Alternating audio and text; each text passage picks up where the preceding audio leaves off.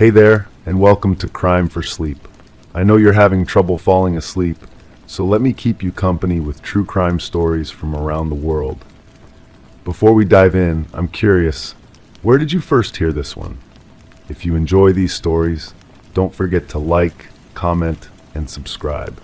Now get comfortable, and let's get into tonight's case. Crime 1, I always fold my towels the same way, edges in trifold, stacked by color. I've done it for years without even thinking. But when I opened the linen closet that morning, the top towel was folded in halves, not thirds, sloppy, wrong. I stared at it longer than I should have. Then I checked the others. The third one down had a small reddish stain near the corner, almost hidden in the crease. I hadn't used that set in weeks, and the guest room door was open. The house felt different that morning. The air carried a scent I couldn't place, something metallic mixed with cleaning solution.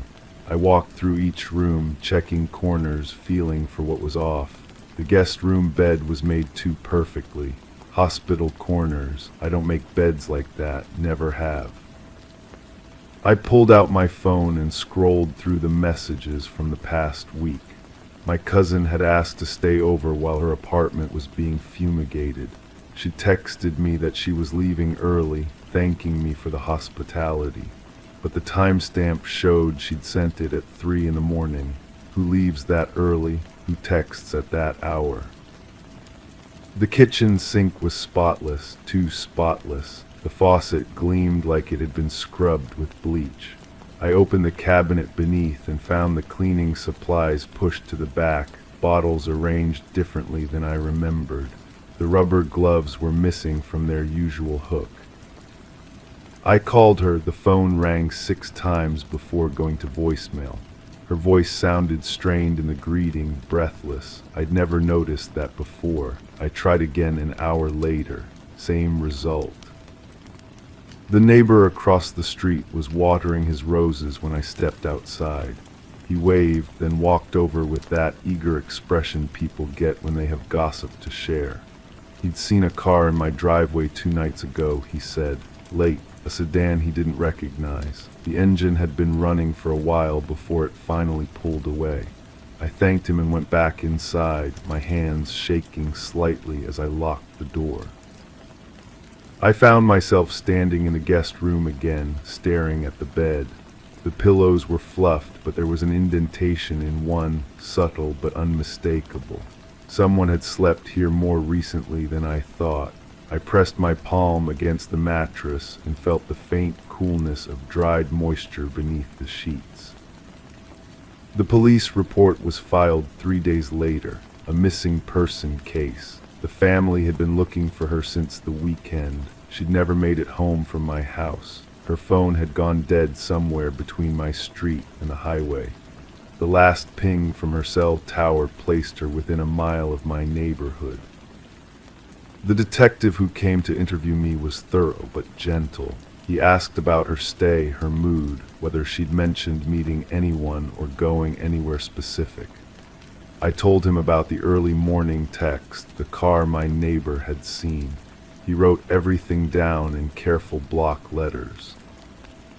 But I didn't tell him about the towels, or the way the bathroom mirror had been wiped clean of fingerprints, or how the trash bin liner was fresh when I knew I hadn't changed it.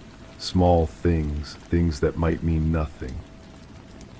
The investigation stretched on for weeks. Search parties combed the wooded areas near the highway. Volunteers posted flyers with her photograph, smiling, carefree, nothing like the tense expression I remembered from her last visit. The family held vigils. The local news ran segments asking for information. I started checking the linen closet every morning. The towels stayed folded my way now, but I couldn't shake the feeling that someone else had been in that closet, touching those fabrics, leaving traces I couldn't quite identify. Sometimes I'd catch myself holding a towel up to the light, searching for stains that weren't there. The breakthrough came from an unexpected source. A gas station security camera had captured footage of her car at a convenience store 20 miles away. The timestamp showed she'd been there hours after she'd supposedly left my house. She was alone in the frame, but something about her posture seemed wrong, hunched, frightened. The clerk remembered her. She'd bought a phone charger and asked to use the restroom. She'd seemed nervous, kept looking over her shoulder. When she'd paid, her hands were shaking so badly she'd dropped the change. The trail went cold after that. No more camera footage, no more witnesses, no more clues. I kept thinking about that morning when I'd found the towels folded wrong, about the reddish stain, about the missing rubber gloves. The detective had asked if she'd seemed upset about anything during her stay. I'd said no, but that wasn't entirely true. She'd been asking questions, strange questions, about the house, about the neighborhood, about people I'd rather not discuss. The case file sits open somewhere, gathering dust. The family still hopes. The community has mostly moved on, but I remember everything differently now. The way she'd looked at me that last evening. The way she'd said goodnight like she was testing the word. The way she'd closed her bedroom door just a little too quietly. I replaced all the towels eventually. New colors, different textures. But every morning when I open that closet, I check the folds first, because I know someone else has been in my house, someone who knows how to clean up after themselves, someone who's still out there. And sometimes, when the house settles in the quiet hours before dawn, I wonder if she ever really left at all. Crime 2, I couldn't get into the bathroom. The key wouldn't turn. At first I thought the knob was just jammed, but when I looked closer I realized the lock had been installed backwards. The screws were on the outside now. I don't know how I missed it before. The sink was still dripping when I finally pried the door open, and someone had left a damp rag on the floor. It smelled like bleach, but there were dark smudges on the edges. I hadn't cleaned anything. The house felt different after that discovery. Every creak in the floorboards seemed deliberate. Every shadow in the corner of my vision held weight. I started paying attention to things I'd never noticed before. The way the mail was stacked differently each afternoon. How certain books on the shelf were turned spine in when I was sure they'd been facing out. My neighbor had been acting strange for weeks. She'd wave from her window but never come outside when I was in the yard. Her car would disappear for days, then reappear in the driveway with mud on the tires and a different parking angle. When I finally knocked on her door to ask about borrowing sugar, she answered with latex gloves on her hands. Kitchen cleaning, she explained, but I could smell something metallic through the gap in the door. The detective assigned to the missing person case seemed tired. His shirt had coffee stains, and he kept checking his phone while I explained about the reversed lock. He wrote down what I said, but his pen barely moved across the paper. Just vandalism, probably. Kids playing pranks. But the missing woman had been my tenant for 8 months. She paid rent early every month, left her porch light on until exactly midnight, and always locked her car twice. I found her journal wedged behind the radiator in her bedroom. The pages were filled with neat handwriting that gradually became erratic. She'd been documenting sounds in the walls, footsteps on the roof, and shadows that moved wrong. But the entries stopped making sense toward the end. Fragments about someone watching her sleep, about keys that worked in locks they shouldn't fit, about feeling dizzy after drinking water from her own tap. The last entry was just one line. The bathroom door locks from the outside now. I called the detective again. This time he listened differently. He asked me to walk through the house while he took notes. We stood in the bathroom together, and he ran his fingers along the door frame. Paint chips fell to the floor. The wood was splintered in places where screws had been removed and replaced. Someone had definitely reversed the lock mechanism. But then he found something else. Behind the medicine cabinet, there was a small hole drilled through the wall, just big enough for a thin wire or a small camera. The detective used his phone's flashlight to peer through. On the other side was the bedroom closet. Someone could have watched her getting ready each morning, brushing her teeth before bed. My hands started shaking. I'd given her that apartment. I'd checked her references, collected her deposit, handed her the keys, but I'd never changed the locks from the previous tenant. And now I couldn't remember exactly when I'd last seen her face to face, rather than just glimpsing her silhouette through windows. The detective asked if I had security cameras. I did, one pointed at the front entrance, another at the back door. But when we reviewed the footage, there were gaps, entire afternoons missing from the recordings. Someone had accessed the system and deleted specific segments. Someone who knew exactly when to erase their presence. We found her car parked 3 blocks away, keys still in the ignition. The interior smelled like the same bleach from the bathroom rag. Her purse was on the passenger seat with her wallet inside, cash untouched, but her identification was gone. Driver's license, credit cards, anything with her name or photograph removed with surgical precision. I started sleeping in the living room after that. The upstairs felt contaminated somehow. Every night I'd listen for sounds in the walls, for footsteps on the roof. The house seemed to be settling differently, as if the weight distribution had changed, as if someone else was moving through spaces they shouldn't occupy. The detective stopped returning my calls after the second week. The case file was transferred to someone else, then someone else again. Each new officer seemed less interested than the last. Missing adults leave on their own sometimes. No signs of struggle, no evidence of foul play, just a woman who decided to disappear.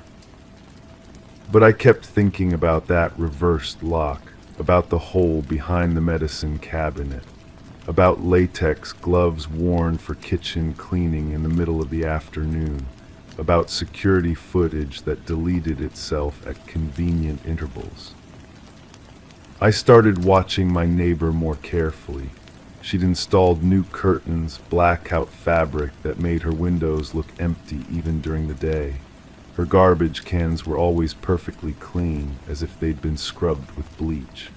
And sometimes, late at night, I'd see her standing in her backyard with a garden hose, watering the same patch of dirt over and over. The soil there looked different from the rest of her yard, darker, more recently disturbed. I never told the police about my suspicions. What could I say? That my neighbor cleaned her garbage cans too thoroughly, that she watered her garden with unusual dedication, that she wore gloves while cooking and preferred her windows dark.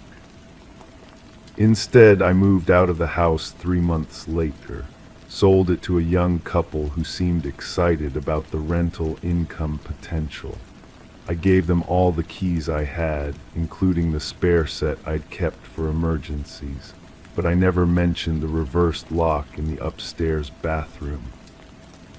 Sometimes I wonder if they've noticed it yet, if they've found the hole behind the medicine cabinet, if their tenant pays rent early and locks her car twice and leaves her porch light on until midnight, or if they've already learned to sleep in the living room, listening for sounds in the walls that shouldn't be there.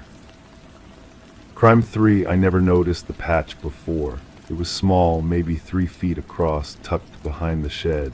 The soil looked disturbed, too soft. It didn't match the dry ground around it. I pushed my shoe into it gently and sank deeper than I should have. I bent down and found scraps of fabric mixed in with the dirt, blue, maybe denim. Torn. I didn't dig further. I couldn't, but I haven't used the shovel in weeks, and it's not where I left it. The fabric felt wrong between my fingers, too familiar.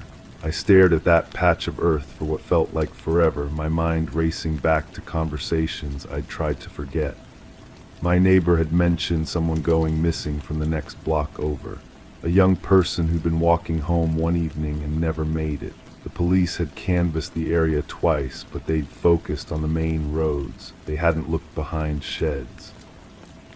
I went inside and called the number on the business card the detective had left weeks ago. My voice shook as I explained what I'd found. She said she'd be right over. While I waited, I paced the kitchen, trying to remember when I'd last been behind that shed. The lawnmower was stored there, but I hadn't cut grass recently. Someone else had access to my yard. Someone who knew I worked long shifts and wouldn't notice. The detective arrived with another officer and a photographer. They sectioned off the area with yellow tape that fluttered in the breeze like a warning. I watched from my kitchen window as they carefully excavated the soil. My coffee grew cold in my hands. The photographer's camera clicked repeatedly, documenting something I couldn't see from this distance.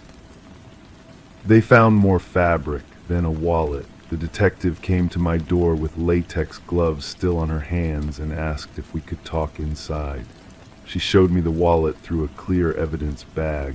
The driver's license photo stared back at me, a face I recognized but couldn't quite place. Someone from the neighborhood, maybe someone I'd seen at the grocery store or walking past my house.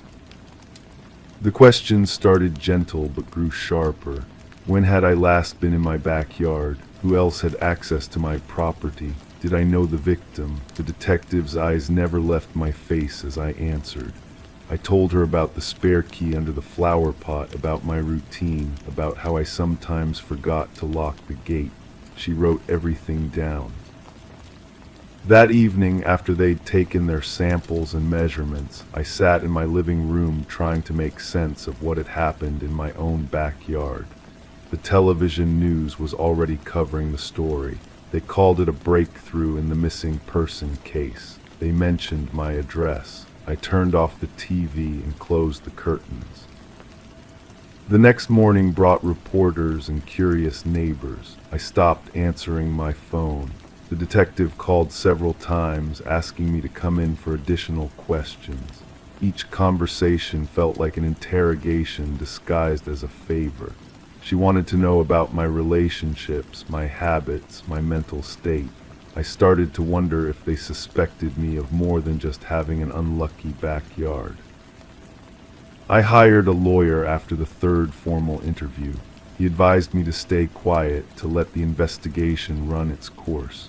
But silence felt like guilt, and the weight of it pressed down on me every time I looked out at that yellow tape.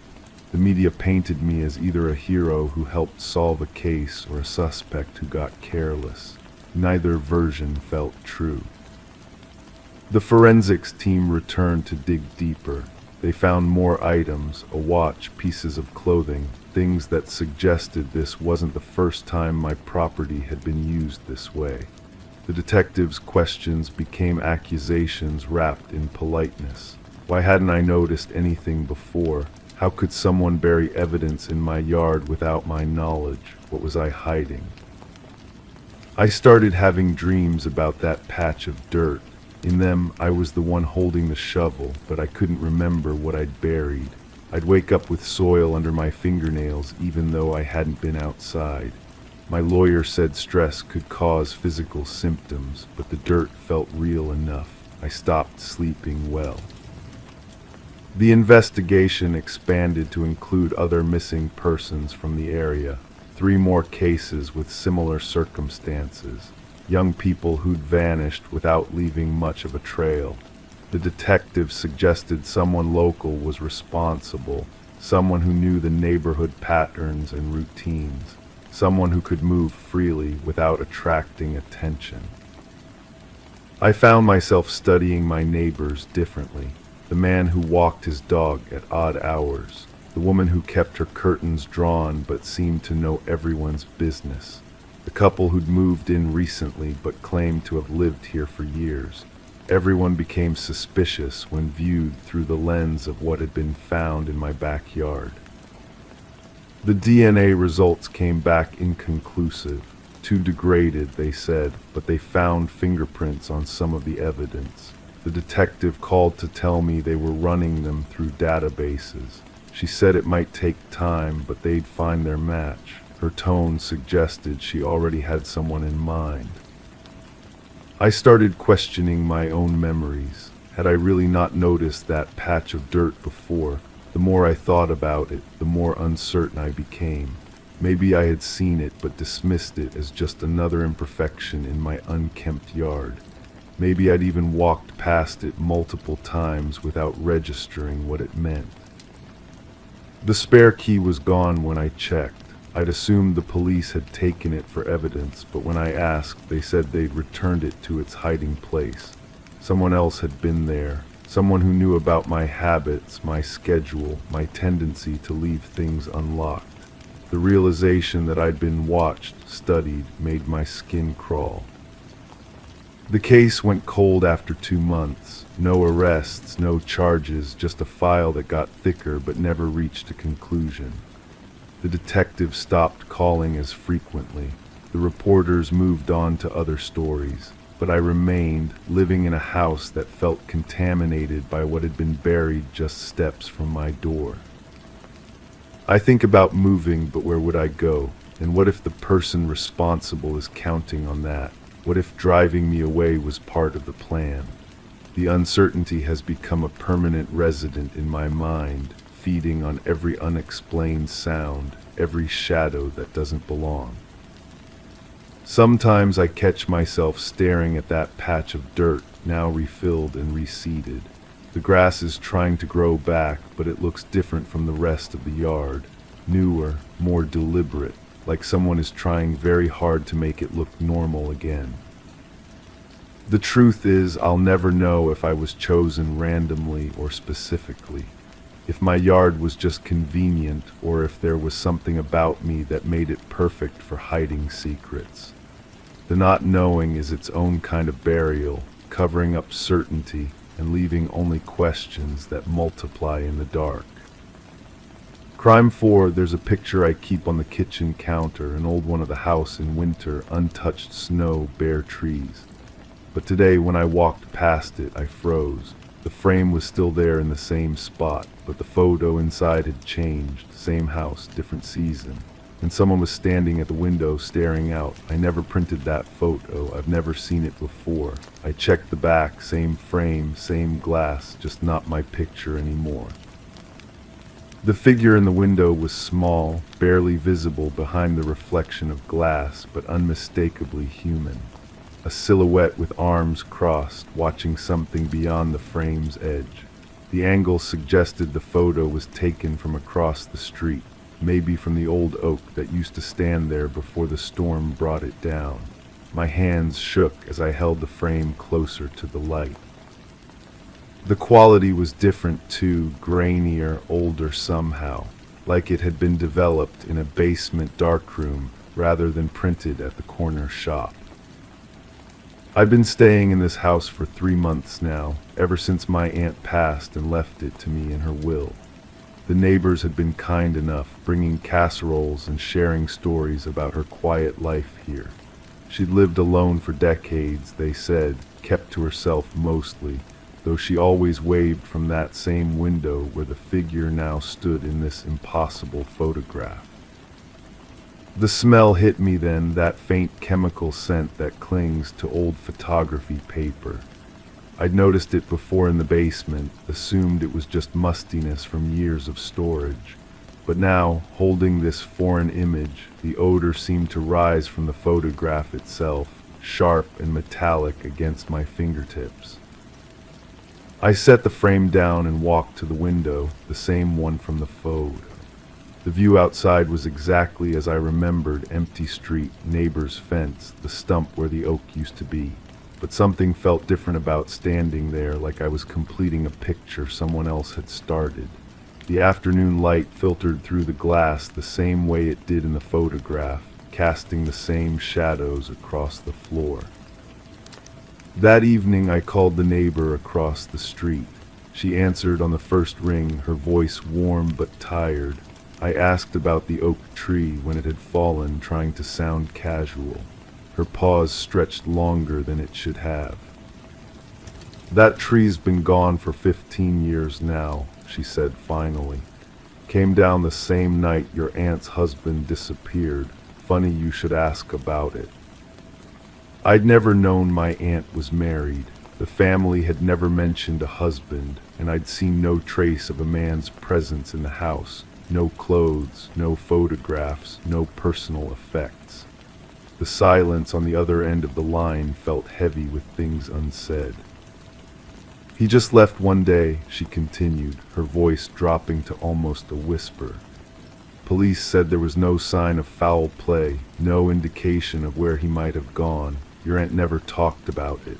But I remember seeing lights in that basement for weeks after he vanished, strange hours, like someone was working down there through the night." The basement, I'd avoided it mostly, put off by the musty smell and the way the single bulb cast shadows that moved when they shouldn't. But now I found myself standing at the top of the stairs, my hand on the light switch, breathing in that chemical scent that seemed stronger here, almost overwhelming. The wooden steps creaked under my weight as I descended. The basement was larger than I'd expected, stretching beyond what the house's footprint should have allowed. Along one wall I discovered what I'd been unconsciously avoiding, a darkroom setup, complete but covered in decades of dust. Red light bulbs, developing trays, bottles of chemicals that had long since crystallized. And hanging on a line, like clothes left to dry, were dozens of photographs. The images were all of the house, taken from various angles, different seasons, different years based on the changes in landscaping and wear. But in each one, if you looked carefully, there was always a figure. Sometimes in the window, sometimes barely visible behind a tree, sometimes just a shadow that shouldn't exist. The photos span what must have been years, possibly decades, all documenting the same patient watching. I found a box beneath the enlarger, filled with negatives and contact sheets. My hands trembled as I held them up to the dim light. There were hundreds of images, methodically catalogued, each one marked with dates going back 20 years. The handwriting was precise, obsessive, noting weather conditions and optimal shooting times. But whose handwriting was it? One envelope was marked differently from the others, sealed with wax that had cracked with age. Inside were photos I wished I'd never seen, images of the inside of the house taken when someone was clearly living here, unaware they were being watched. Pictures of my aunt sleeping, cooking, reading in her chair. And in several there was another figure, a man I didn't recognize, caught in the act of being photographed while he himself was photographing. The last image in the envelope made my blood turn cold. It was taken from inside the house, looking out through that kitchen window at someone standing across the street with a camera. The timestamp on the back was from just 3 months ago, the day after my aunt's funeral. I turned the photograph over, searching for more information, and found a note written in the same precise handwriting. The watcher becomes the watched. The frame holds what it needs to hold. The smell of chemicals seemed to intensify, making my eyes water. I looked up from the photograph to find that the single bulb above had been joined by the red darkroom lights, casting everything in an eerie glow I hadn't switched on. The developing trays on the counter held fresh solution, still rippling as if recently disturbed. Footsteps creaked on the floor above me, slow, measured, moving from room to room in a pattern I recognized from weeks of living here alone. Someone was walking through my house, retracing steps they'd taken countless times before. The sound stopped directly above where I stood, right at the kitchen counter where the frame waited. I climbed the stairs slowly, each step deliberating whether to continue or retreat. The chemical smell followed me up, stronger now, mixed with something else, the scent of someone who'd been standing in winter air, waiting patiently for the right moment to step inside.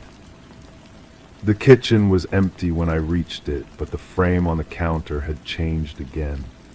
The same house, the same season, but now the figure in the window was clearer, facing outward with features I could almost make out.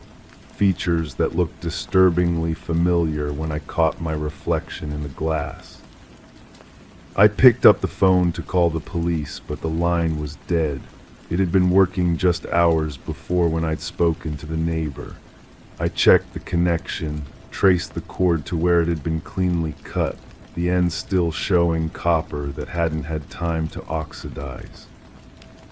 The realization settled over me slowly, like a photograph developing in solution. I wasn't the first person to inherit this house. I wasn't the first to find these pictures. The pattern had been established long before I arrived, a careful documentation of watchers and watched, each thinking they were the observer rather than the observed. The frame on the counter now held a new photograph, one taken tonight, showing me standing in the basement, looking up at those red lights with an expression of growing understanding. In the background, barely visible in the shadows, another figure watched from the darkroom doorway. I don't know who's been taking these pictures or how long this has been going on. What I do know is that the frame never lies. It shows what needs to be shown when it needs to be shown. And tonight, it's showing me that some mysteries aren't meant to be solved, they're meant to be continued. The chemical smell has faded now, replaced by the scent of winter air seeping through windows that should be sealed tight. Somewhere in this house, someone is waiting with infinite patience, camera ready, for the next frame to be filled. And I'm beginning to understand that leaving isn't really an option anymore.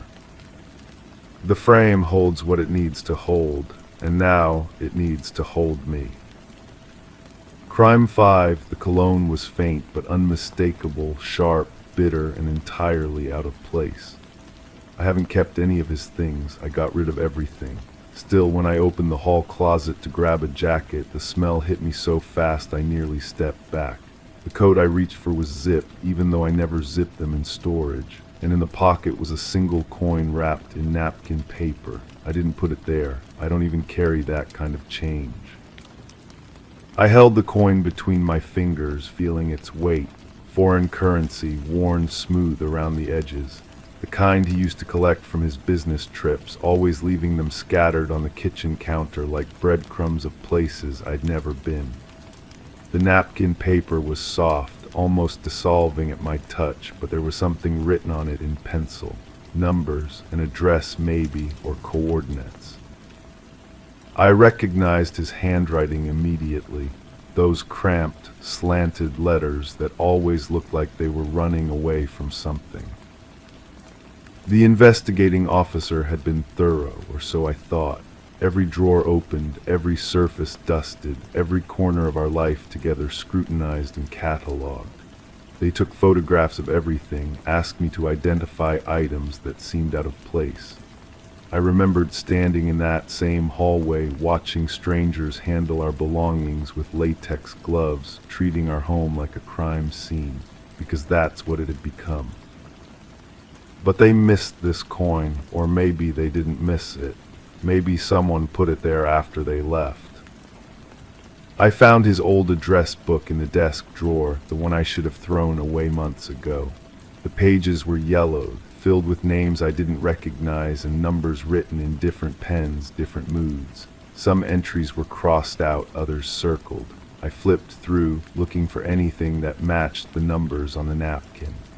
The paper felt brittle under my fingers, like it might crumble if I wasn't careful. There on page 47 was a match, not exact but close enough to make my heart skip. The last 4 digits were the same, written in that familiar rushed scrawl. Next to them a single letter, M below that, a note that made my blood feel cold. She knows more than she's saying. I had never seen this entry before. I thought I knew every page of that book, every contact, every secret he might have kept. We used to joke about his terrible memory, how he wrote everything down because he couldn't trust himself to remember. Now I wondered what else he had written down that I never found. The woman who answered the phone had a voice like smoke, rough around the edges but strangely familiar. When I mentioned his name, the line went quiet for so long I thought she had hung up. Then she spoke, and her words cut through me like glass. "You're the wife," she said, not a question, a statement of fact that somehow sounded like an accusation. I corrected, though I wasn't sure why the distinction mattered. He talked about you, said you had a way of seeing things that weren't there, making connections that didn't exist. Her laugh was bitter. Funny how he described you exactly the same way I would have described him. She agreed to meet me at a coffee shop, though she wouldn't tell me her name over the phone. Said she'd recognize me, that he had shown her pictures. That detail bothered me more than I wanted to admit. What pictures, when, and why hadn't I known about any of this? The woman was smaller than I expected, with nervous hands that never seemed to find a comfortable position. She kept glancing at the door like she was expecting someone else to walk in. When she spoke, she chose her words carefully, as if she was afraid of saying too much. He came to see me the week before he disappeared, she said, stirring sugar into coffee that was already sweet enough. Said he was in trouble, that someone was following him, watching the house, watching you. I felt my stomach drop. What kind of trouble? The kind that gets people killed. She met my eyes for the first time since sitting down. He left something with me, said if anything happened, I should give it to the police. But when they never came asking, I figured maybe he was just being paranoid again. She reached into her purse and pulled out a small recording device, the kind journalists use for interviews. It looked ancient, held together with tape and hope. She slid it across the table, and I noticed her fingers were shaking. Listen to it when you get home, she said, but don't listen to it alone, and don't trust anyone who says they want to help you find the truth. Sometimes the truth is more dangerous than the lie. The recording was mostly static at first, then his voice came through, distorted but unmistakable. He was talking to someone, but I couldn't make out the other person's words, just murmurs, agreements, the occasional sharp intake of breath. He was scared. I had never heard him scared before, not in all our years together. She doesn't know anything, he was saying. I made sure of that, but if something happens to me, she's going to start looking. She's going to start asking questions, and once she starts, she won't stop until she finds answers. The other voice said something that made him laugh, but it wasn't a happy sound. It was the laugh of someone who had run out of options. You don't know her like I do, he continued. She's stubborn, relentless. If you hurt her, if you even touch her, I'll make sure everyone knows what really happened that night. I have insurance. Insurance? What kind of insurance? And what night was he talking about? The recording cut out abruptly, leaving me sitting in my kitchen with more questions than answers. I played it 3 more times, trying to catch details I might have missed, trying to identify the other voice. But all I could hear was fear, and the sound of a man who knew he was running out of time. I went back to the closet, searching for anything else he might have hidden. The cologne smell was fainter now, but still there, clinging to the fabric like a ghost. I checked every pocket, every corner, every shoe box stacked on the upper shelves. Nothing. But when I was putting everything back, I noticed something I had missed before. One of the floorboards was slightly raised, just enough to catch the light differently. I pressed down on it and felt it give way slightly. Underneath was a gap just wide enough for an envelope. Inside the envelope were photographs, not of me, not of us together, but of places I didn't recognize. Buildings, license plates, people walking down streets with their faces turned away from the camera, and at the bottom a photo of a grave with fresh flowers. The headstone was partially obscured, but I could make out enough letters to spell a name I recognized. It was the name of a woman who had gone missing 2 years ago, a case that had made headlines for weeks before fading into the background noise of unsolved mysteries. They had never found her body. They had never found her killer. But apparently he had found her grave. I sat on the closet floor, surrounded by evidence of a life I never knew he was living, holding proof of secrets I was never meant to discover. The woman on the phone had been right about one thing: the truth was more dangerous than the lie. Because now I knew that the man I had loved, the man I had mourned, the man whose disappearance had torn my life apart, was not who I thought he was. And somewhere out there, someone was still watching, still waiting, still making sure that some secret stayed buried. The cologne smell was getting stronger. Crime 6, it wasn't like that before, I'm sure of it. That window always opened just fine. But now there were nails, 3 of them driven in at an angle along the sash, bent, rushed. The frame around them looked splintered, like someone had done it from the inside in a panic. I tried to pull them out, but they were deep. On the floor nearby was a sliver of wood with a drop of something dark on the tip. I haven't been in that room since. The house belonged to my neighbor, the elderly woman who lived alone with her 2 cats. She'd asked me to check on things while she visited her sister. Simple enough. Water the plants, collect the mail, make sure everything looked normal from the outside.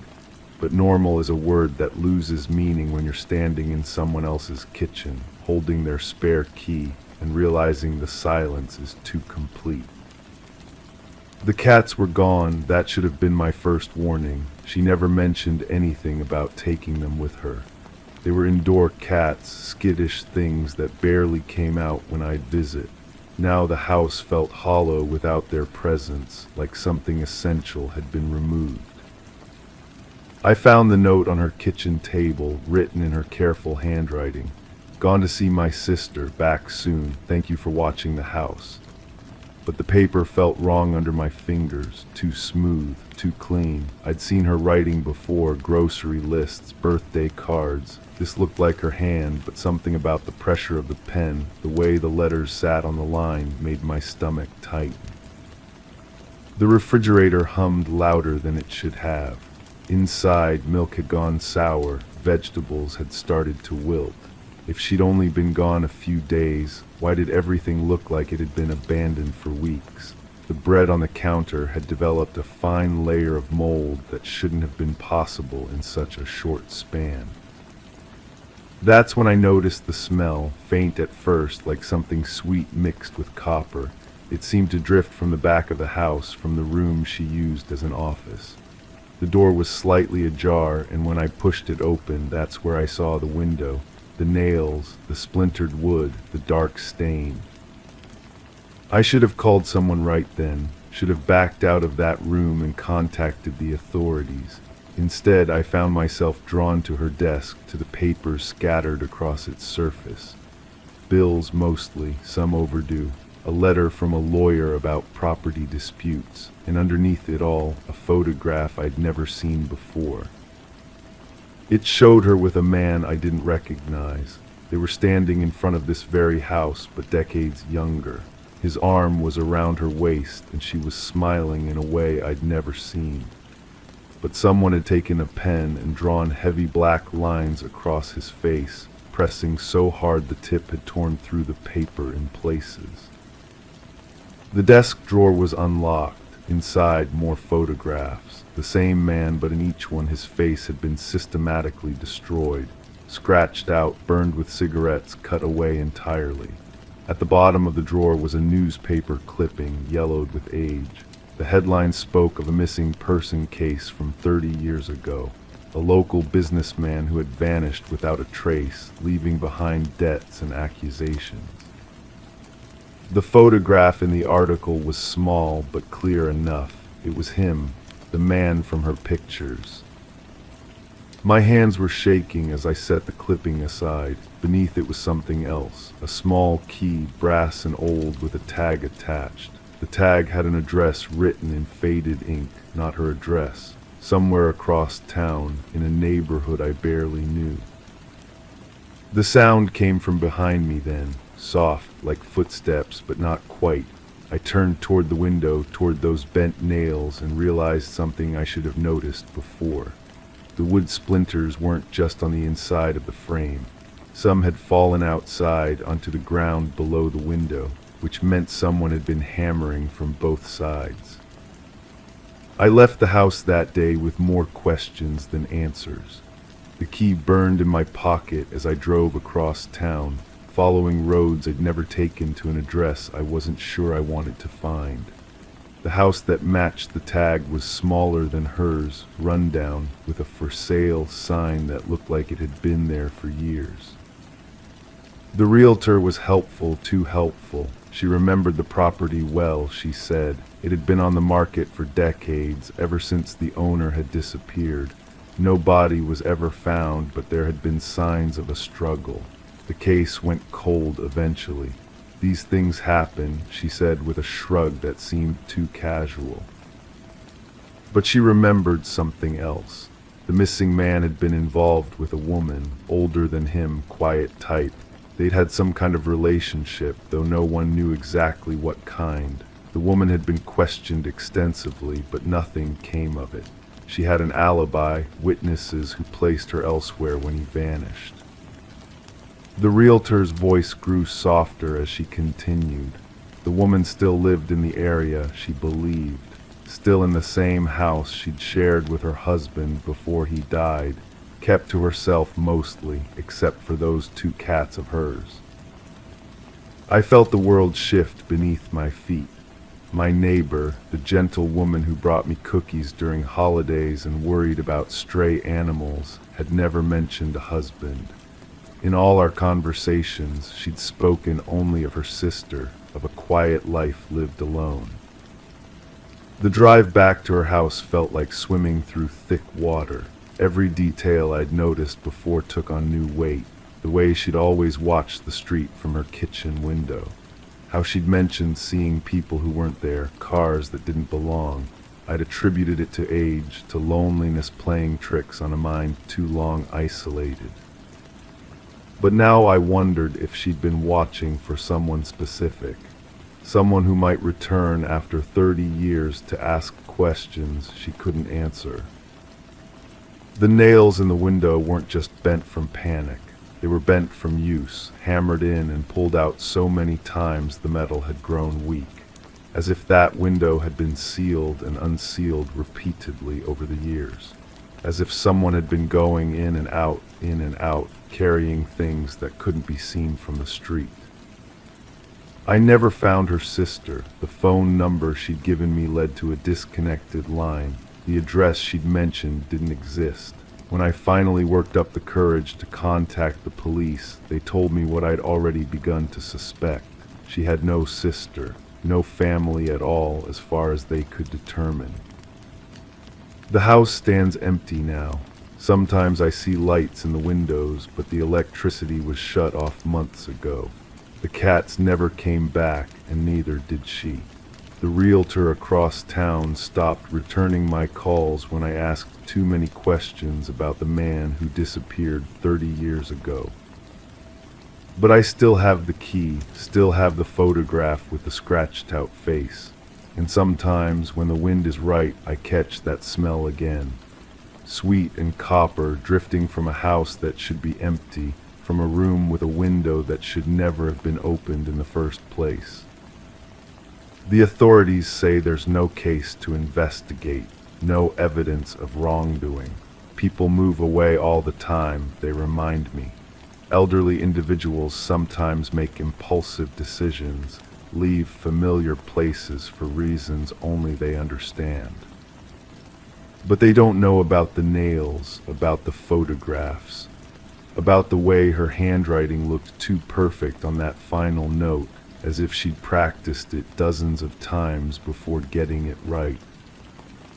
And they don't know about the dreams I've been having, dreams where I'm standing in that room again, watching someone hammer nails into a window frame with desperate, shaking hands. Someone who looks like her but younger, someone who's trying to keep something in or keep something out and failing at both.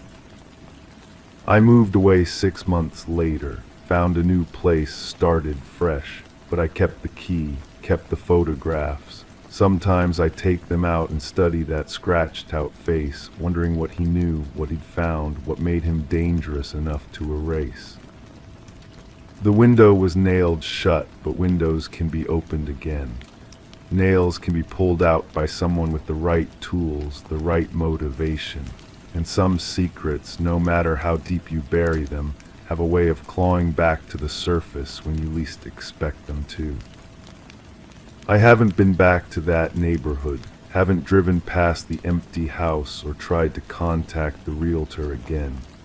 But sometimes I wonder if she's watching me now, the way she used to watch the street from her kitchen window, waiting to see if I'll figure out what really happened to the man in the photographs. Or if I'll just disappear one day, leaving behind my own mystery for someone else to solve. Crime 7, it came through the vents, quiet, breathy, almost unsure at first, like someone testing the shape of a word they weren't used to saying. But it said my name twice. I stayed still, thinking maybe I'd imagined it. Then I heard it again, louder this time. Familiar, but not quite right, like someone trying to sound like me. I pressed my ear to the vent and whispered something back. The voice answered immediately, but it didn't repeat what I said, it laughed.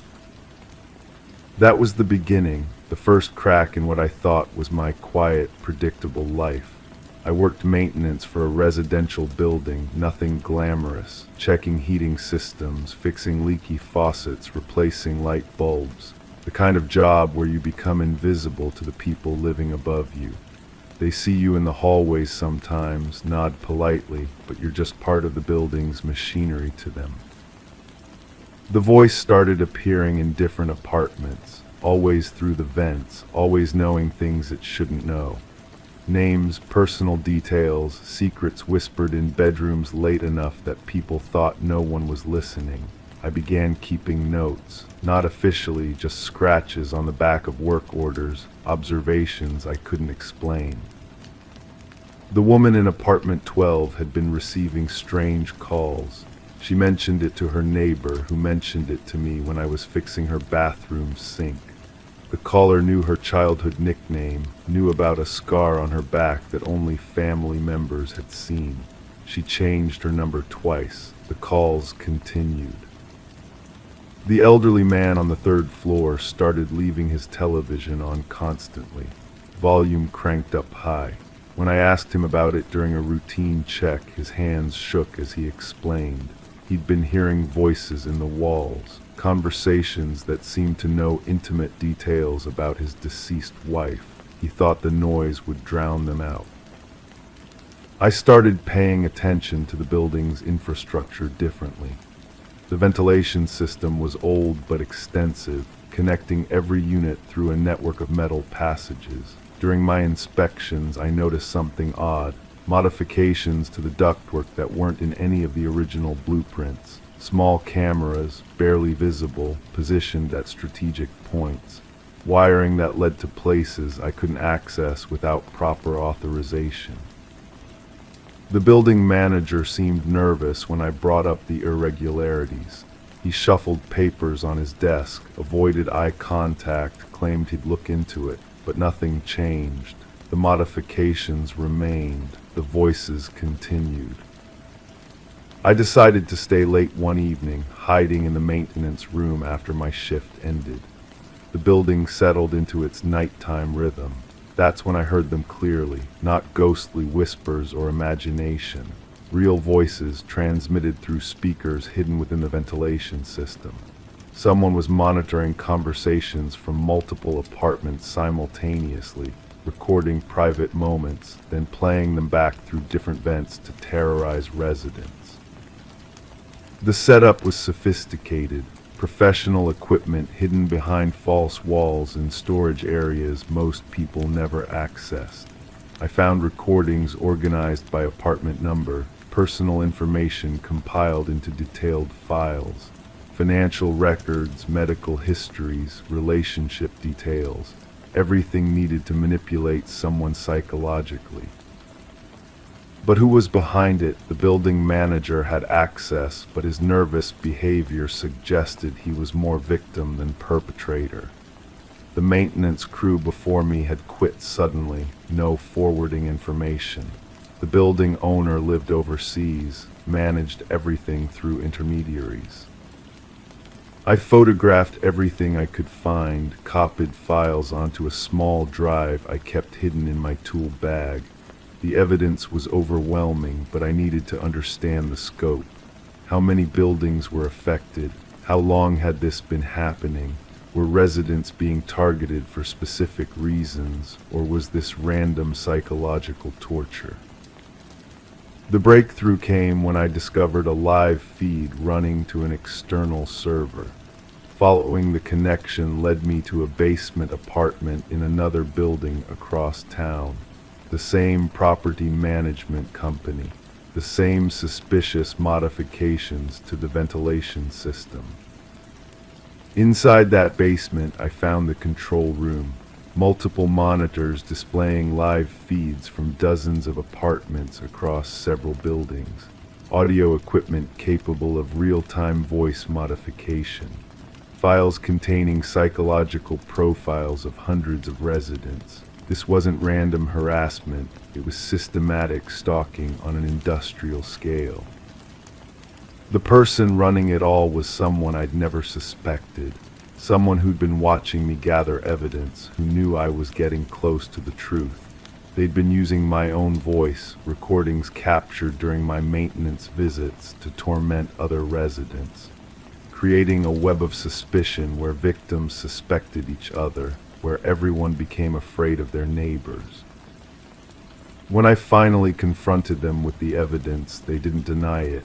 They explained their methodology with clinical detachment.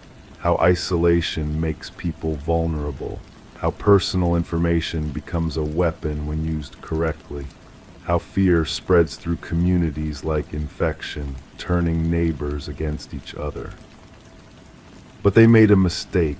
They assumed I'd been working alone, that eliminating me would end the investigation. They didn't know about the copies I'd made, the evidence I'd already shared with authorities. They didn't realize that some of their victims had started comparing notes, recognizing patterns in their harassment. The case never went to trial. Too much evidence had been gathered illegally, they claimed. Technicalities and jurisdictional disputes buried the investigation. The building owner sold all his properties quickly, quietly. The management company dissolved overnight. Most residents never learned the truth about what had been happening to them. They moved away, seeking fresh starts in new places, carrying psychological scars they couldn't explain. Some still believed their apartments were haunted. Others think their neighbors were spying on them. I kept copies of everything, evidence that sits in a safety deposit box, waiting for someone brave enough to pursue justice when legal technicalities can't protect the guilty anymore. Sometimes I wonder if other buildings have similar setups, if other maintenance workers have noticed irregularities they can't explain. The voice in the vent still haunts me, not because it was supernatural, but because it was human. Because someone sat in that basement room, listening to private conversations, choosing which personal details would cause the most psychological damage. Because they found pleasure in orchestrating fear, in watching people lose trust in their own perceptions. That's the thing about true crime that documentaries never capture. It's not just about the big reveal or the dramatic arrest. It's about the victims who never get closure, the evidence that disappears into legal limbo, the perpetrators who escape consequences through wealth and connections. I still work maintenance, but in a different building now. Sometimes I hear voices in the vents, and I have to remind myself that most of them are just normal sounds. Pipes settling, air moving through ducts, conversations bleeding through thin walls. But I still listen carefully, just in case. Crime 8, I dropped a spoon behind the dresser and reached down blindly to grab it. My fingers brushed something hard, smooth, not metal. I pulled out a tooth. A molar, yellowed, human, not chipped or broken, just clean and whole. I stared at it for a long time, then checked my own mouth as if that would help. I wrapped it in a tissue and locked it in a drawer. The next morning the drawer was open, and the tooth was gone. I lived alone. I had lived alone for 3 months since my roommate moved out. The landlord had handed me the keys, shaken my hand, and mentioned something about the previous tenant leaving suddenly. I hadn't thought much of it then. People move, life changes. But now, standing in my bedroom with a tissue full of nothing, I started thinking about things I had chosen to ignore. The apartment smelled wrong sometimes. Not bad exactly, just unfamiliar. Like someone else's laundry detergent mixed with something medicinal. I had blamed it on the old building, the shared ventilation system. But the smell was strongest near the dresser where I found the tooth. I called the landlord. His voice sounded different when I mentioned the previous tenant. Careful. He said the person had paid rent on time, kept to themselves, left without notice. When I asked for a forwarding address, he claimed he didn't have one. When I asked why someone would leave a tooth behind a dresser, he hung up. The building had thin walls. I could hear my neighbors arguing, cooking, watching television. But I realized I had never heard anything from the apartment directly below mine. I knocked on their door, no answer. The mailbox downstairs had no name on it, just the apartment number. I asked the neighbor across the hall about the people downstairs. She looked at me strangely and said no one had lived there for over a year. I went back to my apartment and moved the dresser completely away from the wall. The hardwood floor underneath was cleaner than the rest of the room, as if someone had scrubbed it recently. But there were small stains that looked like they had been there much longer. Dark spots that wouldn't come up no matter how hard I scrubbed. I found more things, a prescription bottle behind the radiator with the label torn off, a single earring under the bathroom sink, a photograph tucked inside an old book on the shelf, a family photo with one person's face carefully scratched out. The scratches were deep, deliberate, angry. The photo bothered me most. The remaining faces looked happy, normal. A kitchen table, birthday cake, paper plates. But someone had taken the time to destroy one person's image completely. I held the photo up to the light, trying to make out any details of the erased face. All I could see were the scratch marks and a hint of dark hair around the edges. I started asking questions around the neighborhood. The coffee shop owner remembered my predecessor. Quiet person, always ordered the same drink, always paid in cash. But something had changed near the end. They had started looking over their shoulder, asking odd questions about the back exit, whether anyone had been asking about them. The postal worker mentioned that mail had piled up for weeks before anyone noticed. Official letters, bills, personal correspondence, all returned to sender eventually. But there had been other mail too, packages with no return address, letters in handwriting that looked angry, urgent. Those had disappeared. I found a business card wedged behind the bathroom mirror, a dental office across town. I called them, explained I was trying to reach my predecessor about something they had left behind. The receptionist's voice became cautious when I mentioned the address. She put me on hold for a long time, then came back and said they couldn't discuss patient information. But before she hung up, she said something that made my skin crawl. If you find anything else, you should probably call the police. I didn't call the police, not yet. Instead, I went to the dental office. I sat in the waiting room for 2 hours, watching people come and go, listening to the sounds of drilling and suction. When the dentist finally had a break, I approached him directly. I described the tooth, the apartment, the strange circumstances. His face went pale. He asked me to follow him to his office. He pulled out a file, thick with papers and x-rays. He showed me images of dental work, extensive and expensive. Crowns, implants, bridges. Someone had spent a lot of money on their teeth. someone who had missed their last several appointments without explanation. The dentist told me about the final visit. His patient had seemed frightened, paranoid. They had asked strange questions about dental records, whether teeth could be identified, whether certain procedures could be traced. The dentist had been concerned enough to make notes. His patient had paid in cash for everything, never used insurance, never provided emergency contacts. I asked to see the file. The dentist hesitated, then showed me the name on the folder. It was a name I didn't recognize, but something about it seemed familiar, like I had seen it somewhere recently. I asked if I could make a copy of the information. He shook his head and closed the file quickly. Walking home, I realized where I had seen that name. It was on one of the pieces of mail that had been returned to sender. I had thrown it away, but the garbage was still sitting by the curb. I dug through banana peels and coffee grounds until I found the envelope. The return address was from a law office in another state. I called the law office. The secretary was reluctant to talk, but when I mentioned the name and said I was trying to locate this person about an inheritance matter, she became more helpful. She told me the person I was looking for had been involved in a dispute with family members. Something about money, accusations, restraining orders. The case had been dropped when their client disappeared. That night I couldn't sleep. I kept thinking about the tooth, the cleaned floor, the scratched-out face in the photograph.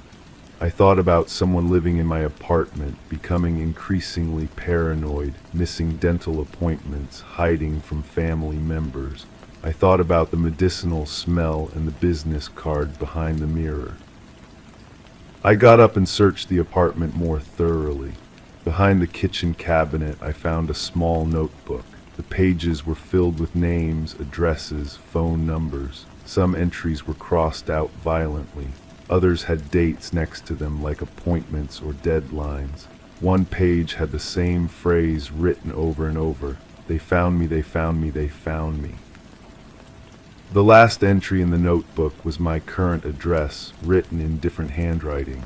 Cleaner, more careful. Below it, someone had drawn a small tooth.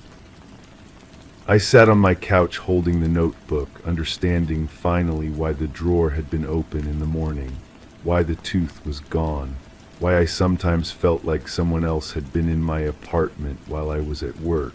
I wasn't the first person to find that tooth, and I probably wouldn't be the last. The next morning there was a new smell in the apartment, medicinal but stronger. And when I checked the drawer where I had found the notebook, it was empty too, but there was something else, a new tooth different from the first, smaller, sharper, still warm. I packed my things and left that day. I never told the landlord I was moving. I just disappeared like my predecessor had, like someone else probably would after me. Some apartments don't let you leave. They just pass you along to the next person and the next, carrying their secrets with them like a virus. The tooth is still with me, though. I keep it in my pocket now, and sometimes I can feel it moving. Crime 9, I was vacuuming when the nozzle caught on the edge of the hallway rug. It flipped up just enough to expose a corner of the floor I hadn't seen before because it wasn't floor. It was plywood, freshly nailed down, square and unnatural. My hands shook as I pulled the rug aside. The boards were lighter than the rest of the hardwood, new. Someone had sealed off a hole, but I didn't ask for repairs. I didn't authorize anything, and underneath something scratched. The sound was faint but deliberate, like fingernails on wood. I pressed my ear to the boards and heard it again, a scraping that made my skin crawl. The scratching stopped when I moved, resumed when I stayed still. Whatever was down there knew I was listening. I called the maintenance company. The woman on the phone spoke in a monotone voice that felt rehearsed. She said they'd completed emergency repairs while I was away, structural damage that couldn't wait. When I asked about documentation, she put me on hold. The muzak played the same 4 bars over and over until I hung up. but I'd never given them keys. I'd never been away for more than a few hours. The scratching grew louder that night. I lay in bed counting the rhythm. 3 short scrapes, pause, 3 long ones, pause, 3 short again. It felt like code, like someone trying to communicate. I grabbed a flashlight and went back to the hallway. The plywood was warm under my palm, warmer than the surrounding floor. The scratching stopped the moment I touched it. I started asking questions. The neighbor across the hall had noticed workers coming and going while I was at the office. She described them as quiet, efficient, carrying equipment she couldn't identify. When I showed her my empty mailbox, she frowned. She was sure she'd seen repair notices posted on my door, but there were no notices now, no paperwork, no evidence of any approved work. The building superintendent avoided my calls. When I cornered him near the elevator, his eyes wouldn't meet mine. He mumbled about insurance requirements and emergency protocols, but his hands trembled as he spoke. He knew something. Everyone seemed to know something I didn't. I found the receipt in my kitchen drawer, a receipt I'd never seen before, dated the same week as the supposed repairs. It was for a large quantity of lime, industrial grade, purchased with my credit card. But I'd never bought lime. I'd never been to that store. My signature on the receipt looked wrong, too neat, too practiced. The scratching became more frequent, sometimes during the day, sometimes deep into the night. I started recording it on my phone, playing it back at different speeds. The pattern was always the same, 3 short, 3 long, 3 short. When I played it backwards, it sounded almost like a voice, like someone trying to form words through the wood. I called the credit card company. The customer service representative pulled up my account and confirmed the lime purchase. She also mentioned another charge from that week, a rental fee for excavation equipment. Heavy machinery, she said, the kind used for digging. The rental lasted exactly 3 days. My sleep became fragmented. I drift off only to wake to the sound of scratching, sometimes so loud it seemed to come from inside the walls. I started leaving glasses of water on the hallway floor, testing for vibrations. Every morning the water had tiny ripples, as if something below was moving, trying to get out. The building's maintenance logs were public record. I spent hours in the municipal office, reading through work orders and permits. Nothing matched the dates or the description of work done in my apartment. But I found something else, a missing person report filed the same week as the repairs. A maintenance worker who'd failed to show up for his shift. The report was filed by his supervisor, who described him as reliable, punctual, someone who never missed work without calling. I went back to the hallway with a crowbar. The plywood was secured with screws now, not nails. Someone had been back, made the seal stronger. The scratching stopped the moment I touched the metal to the wood. I pressed harder, feeling the screw give slightly. Then I heard footsteps in the corridor outside. The superintendent stood in my doorway, his face pale. He asked what I was doing, but his voice lacked conviction. Behind him, 2 men in maintenance uniforms waited. I'd never seen them before, but they carried tools, official-looking clipboards. They said they were there for a follow-up inspection, but they wouldn't look at the plywood. They wouldn't look at me. I backed away from the boards, crowbar still in my hand. The superintendent's eyes fixed on the tool, then on my face. He said something about protocol violations and unauthorized modifications. The men behind him stepped closer. I realized they weren't there to help me. They were there to stop me. That night I moved the rug back over the plywood. I unplugged the phone and turned off the lights. But the scratching continued, weaker now, like whatever was down there was losing strength. I sat in the dark, listening, until the sounds faded into silence. The next morning, the building superintendent knocked on my door. He handed me a notice of lease termination, effective immediately. He said there had been complaints about noise, about unauthorized renovations. His hands still shook when he spoke, but his voice was steady. He'd made his choice. I packed my belongings and left the key on the kitchen counter. As I walked down the hallway for the last time, I could swear I heard the scratching again, fainter now, desperate, but I kept walking. Sometimes the truth is too dangerous to uncover. Sometimes the only way to survive is to pretend you never heard anything at all. The rug stayed behind, covering whatever secret lay beneath. And somewhere in the city, a maintenance worker's family still waits for him to come home. Story 10. In the stillness of night, a mysterious parcel arrived, nestled within a plain envelope devoid of any sender's details. Enclosed within was a solitary brass key, its surface weathered by the passage of time. The homeowner, upon its discovery, found herself strangely drawn to the key, sensing a whisper of familiarity in its presence. Yet, as she ventured to test it within the confines of every lock she possessed, not a single mechanism yielded to its touch. It belonged to no door in her abode. Perplexity settled within her heart as she placed the key gently upon the coffee table, its mere presence invoking a response from the ancient grandfather clock that stood vigil in the hallway.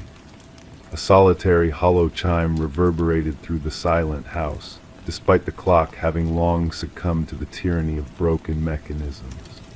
Sarah Miller, the homeowner, felt a shiver dance down her spine at this unearthly occurrence and promptly reported the peculiar incident to the local authorities. Initially met with skepticism, the responding officer attempted to assuage Sarah's concerns, attributing the key's arrival to a possible error in delivery. However, Sarah's intuition, a faint whisper of unease lingering in her soul, insisted that something was amiss. Reluctantly, the officer accepted the key as evidence, consigning it to a small evidence bag that would unwittingly become the linchpin of a harrowing investigation that would soon unfold. In due course, the case file found its way into the hands of Detective Robert Harmon, a seasoned investigator within the Special Victims Unit. With a gaze that seemed to pierce beyond the surface of things, Harmon harbored an instinct that whispered of the deceptive nature of seemingly benign beginnings. The brass key, resting unassumingly upon his desk, exuded an aura of disquiet that belied its unremarkable appearance. Delving into Sarah's background, the investigators found no blemish upon her history. A retired teacher, widowed with grown children living afar, Sarah appeared to be the epitome of innocence. The forensic team's examination yielded only Sarah's prints upon the key, the envelope offering no trace save for a nondescript postmark from a regional distribution center. The key itself, a standard Schlage, bore the marks of age and wear, hinting at a past obscured by shadows. A breakthrough materialized when Detective Harmon, driven by a hunch that tugged at the fringes of his consciousness, decided to cross-reference the key's unique bidding pattern with the department's database. An archived case from 7 years prior unveiled an identical pattern, a key linked to a storage unit where horrors unspeakable had lurked in the shadows. Blood-stained carpets, cutting implements, and images of unidentified women had populated the original investigation, which had faltered due to a lack of concrete evidence. Dusting off the long-forgotten case files, Harmon unearthed a tale of mystery and malevolence.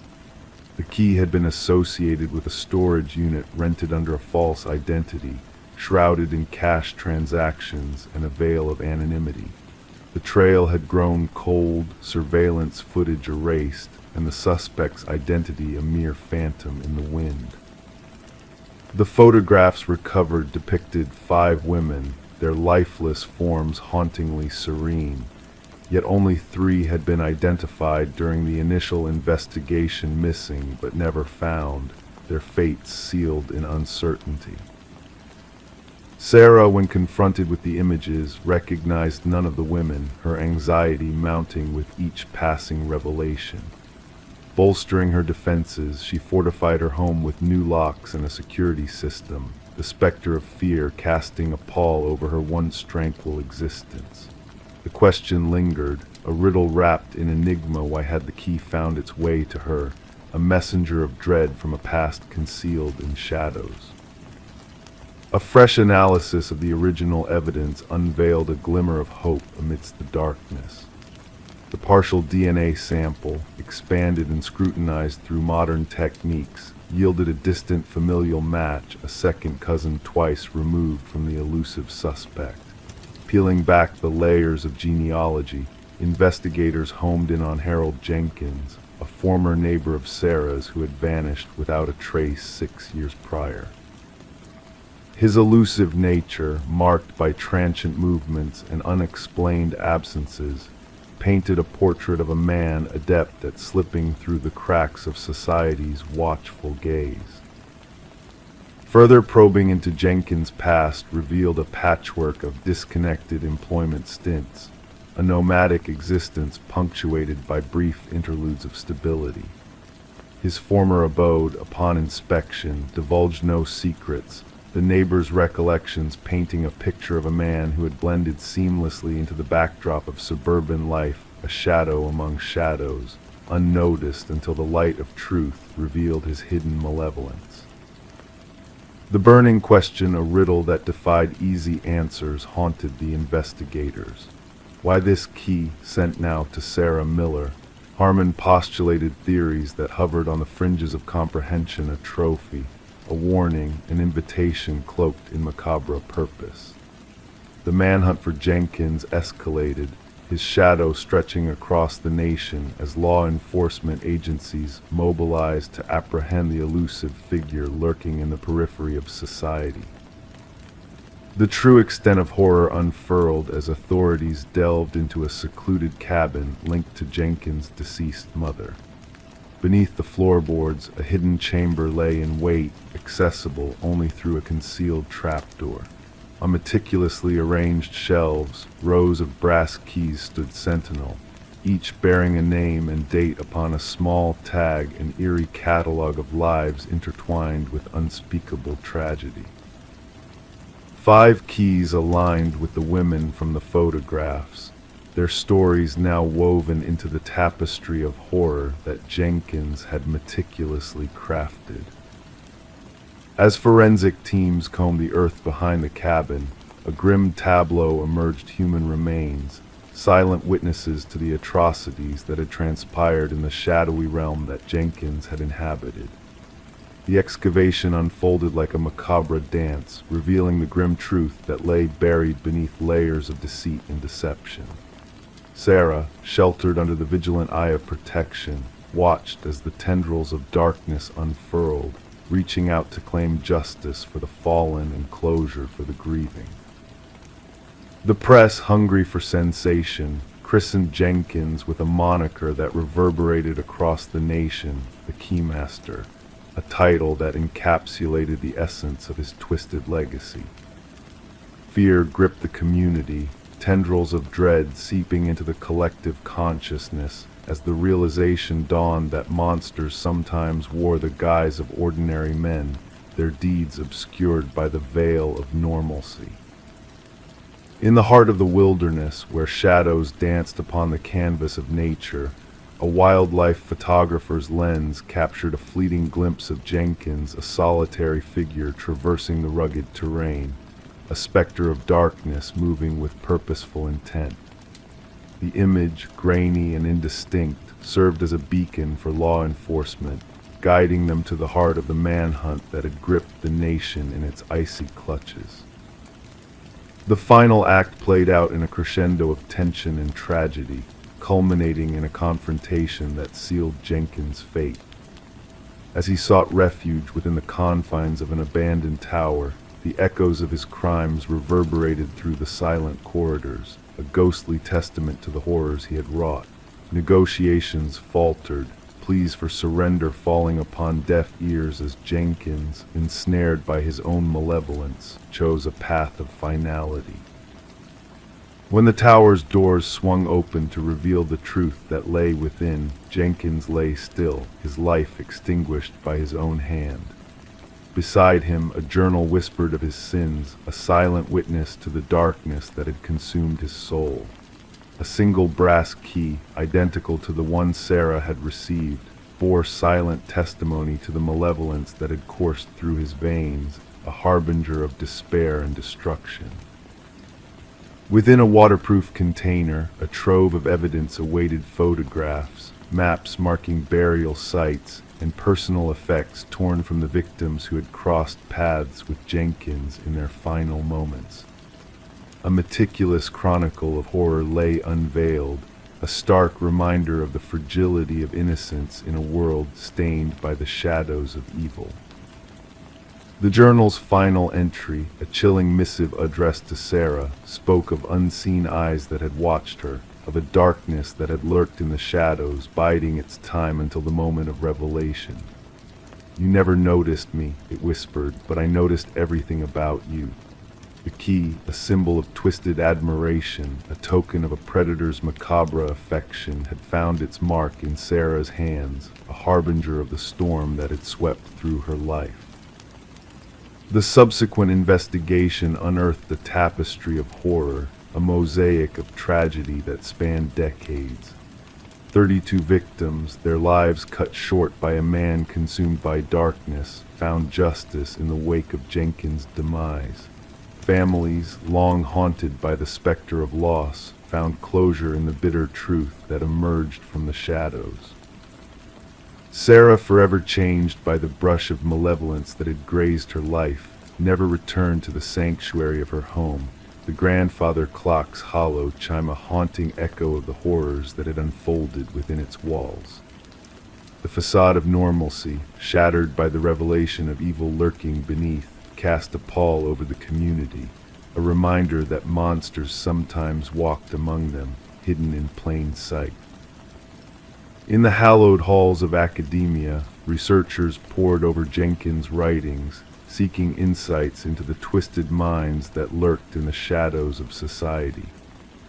Their quest for understanding, a beacon of hope in a sea of darkness, sought to identify the signs of malevolence before they could blossom into deeds of horror. And in an evidence locker, a collection of brass keys lay dormant, silent witnesses to the lives that had been snuffed out by a man consumed by darkness. Each key, a symbol of lost innocence, a testament to the fragility of life in a world tainted by the shadows of evil, stood as a silent sentinel to the horrors that had transpired, a grim reminder of the darkness that sometimes hides behind the mask of normalcy. Story 11. The real estate listing didn't mention a basement. The blueprints were void of any indication of its existence. Yet when the family peeled back the old carpet, a door emerged, concealed beneath. A hefty, rusted handle adorned it, requiring the strength of 3 to pry it ajar. A musty breath of air ascended to meet them, heavy with the aroma of moist earth. Descending steps beckoned into darkness. Storage was expected, yet a chair awaited beneath a single swaying light bulb. And on the wall behind, a series of photographs of them. Snapshots captured from within their own abode. The Mercer family had settled into the suburban dwelling during the winter, when the shadows lingered and the skeletal trees stood stark against the icy sky.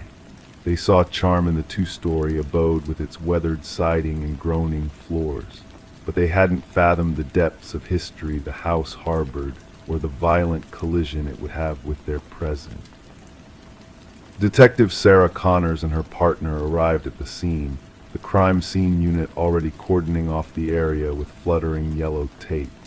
Mrs. Mercer had made the distress call, her voice quivering as she recounted the hidden chamber beneath their living space. "We must document everything before anyone else descends," Connors directed, donning latex gloves with seasoned skill. Camera flashes pierced the dimness as the forensic team captured the eerie tableau. The wooden steps groaned underfoot. The basement, compact like a standard bedroom, bore concrete walls painted a drab gray. The solitary chair was fixed to the floor at the room's heart. Above, the stark bulb cast angular shadows, revolving slowly in an unseen breeze. Yet it was the wall of photographs that seized attention, 37 images meticulously arranged in a timeline. These date back almost a month, Connor's partner remarked, noting the timestamps inscribed on the prints. Look here, Mrs. Mercer napping on the sofa. Mr. Mercer at the dining table, the kids in their rooms. The investigation unveiled no signs of forced entry, no shattered windows or tampered locks. The security system had remained silent. Nothing was pilfered. Privacy was the sole casualty, along with any semblance of security the family once held. Forensics detected multiple fingerprints throughout the basement, many belonging to past homeowners. Records disclosed the house had changed hands 6 times in the last 10 years, each family departing within a year, selling at dwindling prices. None had divulged the basement's existence. We must converse with every previous owner, Connors instructed, scanning her notepad. The case grew graver as they delved into history. Property records bore discrepancies, blueprints altered between sales, permits submitted then retracted, inspection reports with redacted sections. A breakthrough emerged during an interview with the contractor who had revamped the house 7 years earlier. His complexion blanched at the sight of the basement photos. That room is fictitious, he asserted, his hands quivering. I gutted that place to its core. There was no basement, no door, nothing beneath the living room save soil and concrete. Digital forensics extracted data from the concealed memory card within the light fixture. A trove of additional images populated their evidence boards, not just of the Mercers, but of previous inhabitants. Children slumbering, parents bickering, intimate scenes, mundane rituals, all captured by an unauthorized observer. The case darkened when audio files were unearthed from a weatherproof box buried in the basement corner. Voice recordings from the master bedroom, the kitchen, the living area. The audio quality implied sophisticated microphones secreted throughout the house, though none were found initially. We must dismantle every wall, Connors urged, her tone taut with urgency. Inspect the air ducts, light fixtures, electrical outlets. The perpetrator has been surveilling these families for years. Beyond the photograph wall, investigators stumbled upon a slender corridor leading to a monitoring station. A desk, a chair, a laptop linked to a network of wireless cameras, and a journal brimming with meticulous notes on each family that had inhabited the residence, their routines, their schedules, their disputes, their vulnerabilities. The script mirrored samples from the property's original builder, a man known as Edward Kelvin. Records indicated his demise during the house's construction, a detail that raised suspicion as the inquiry advanced. No death certificate existed. No funeral arrangements were recorded. Edward Kelvin had vanished from official records. The journal's final entries grew erratic. Phrases like "they never cast eyes downward" and "they never acknowledge me" recurred. The conclusive page bore a solitary sentence: "The next family arrives tomorrow." Fingerprint analysis validated what detectives had begun to theorize: Edward Kelvin had never departed the house he erected. He had retreated into its concealed recesses, erecting a network of observation points to spy on the families who assumed they dwelled in solitude. The pursuit spanned 3 days. They unearthed him coiled within a crawl space amid the second-floor chambers, his frame gaunt and sinewy, adapted to navigating the narrow passages he had fashioned within the walls. His gaze blinked against the beams of light, unaccustomed to direct illumination. During interrogation, Kelvin spoke of the families as if they were actors in his private drama. He recounted watching them with the detached gaze of a scientist examining specimens. He had never intruded, never looted, never interfered directly with their lives. He had merely observed, recorded, documented. They welcomed me, he informed investigators, his voice subdued and rational. They signed the deeds. They became mine. The psychological assessment determined Kelvin suffered from severe delusions, viewing himself as the custodian of the house rather than a trespasser. The families were transient guests in what he perceived as his eternal abode. The Mercers never returned to the property. Like their predecessors, they deserted their possessions, salvaging only what fit in luggage. The house stood vacant as the legal process progressed. The trial unveiled the extent of Kelvin's surveillance network, hidden chambers accessible solely through crawl spaces, observation points integrated into the structure, meticulously devised before the first brick was laid. The house had been fashioned as a voyeuristic apparatus from its inception, its residents unwitting players in Kelvin's obsessive documentation. When the jury rendered their verdict, Kelvin displayed no reaction. He had already sought refuge within the labyrinth of his mind, where he could still traverse unseen through the passages of the house that existed now solely in memory. The property was ultimately razed, its foundation excavated and filled. Yet for the families who had dwelled there, the violation endured. They were haunted not by what was taken from them, but by what they had been oblivious to, observing, eavesdropping, recording their most intimate moments from within walls they had entrusted to shield them. Sometimes, in hushed instants, they found themselves glancing upward at vents, light fixtures, the junctures of walls and ceilings, pondering if they were genuinely alone now, pondering if they ever had been. Story 12. The old Polaroid held secrets long forgotten, a snapshot frozen in time. Faces smiled, candles flickered, a scene of ordinary joy. Yet within the box of old memories passed down to the daughter, a chilling discovery awaited. Amongst the familiar faces, a figure lurked in the shadows, a man unseen before. Standing just beyond the glow of the candles, he seemed to inch closer with each passing photo. Sarah Winters stumbled upon this unsettling collection while clearing out her mother's attic after the funeral. The box labeled Memories should have brought comfort, a glimpse into happier days. Instead, it unveiled a haunting mystery. In the first photo, he was a mere silhouette at the edge, a dark presence during her childhood birthday party. By the second, he had crept inside, and in the third, he loomed behind her uncle, unnoticed by all. Trembling, Sarah called her father, seeking answers to the enigma that haunted the faded photographs. "Dad, who is this man in the background of every picture?" Silence lingered before a sharp inhale. "What man? Only family should be there," her father's voice quivered. Detective Marcus Reed listened intently as Sarah laid out the eerie progression before him. Rain tapped against the windows, casting a somber ambience in the precinct. His weathered hands traced the photos, his gaze piercing through the mystery. No one recognized him, he inquired, his interest piqued by the enigmatic figure's steady approach in each image.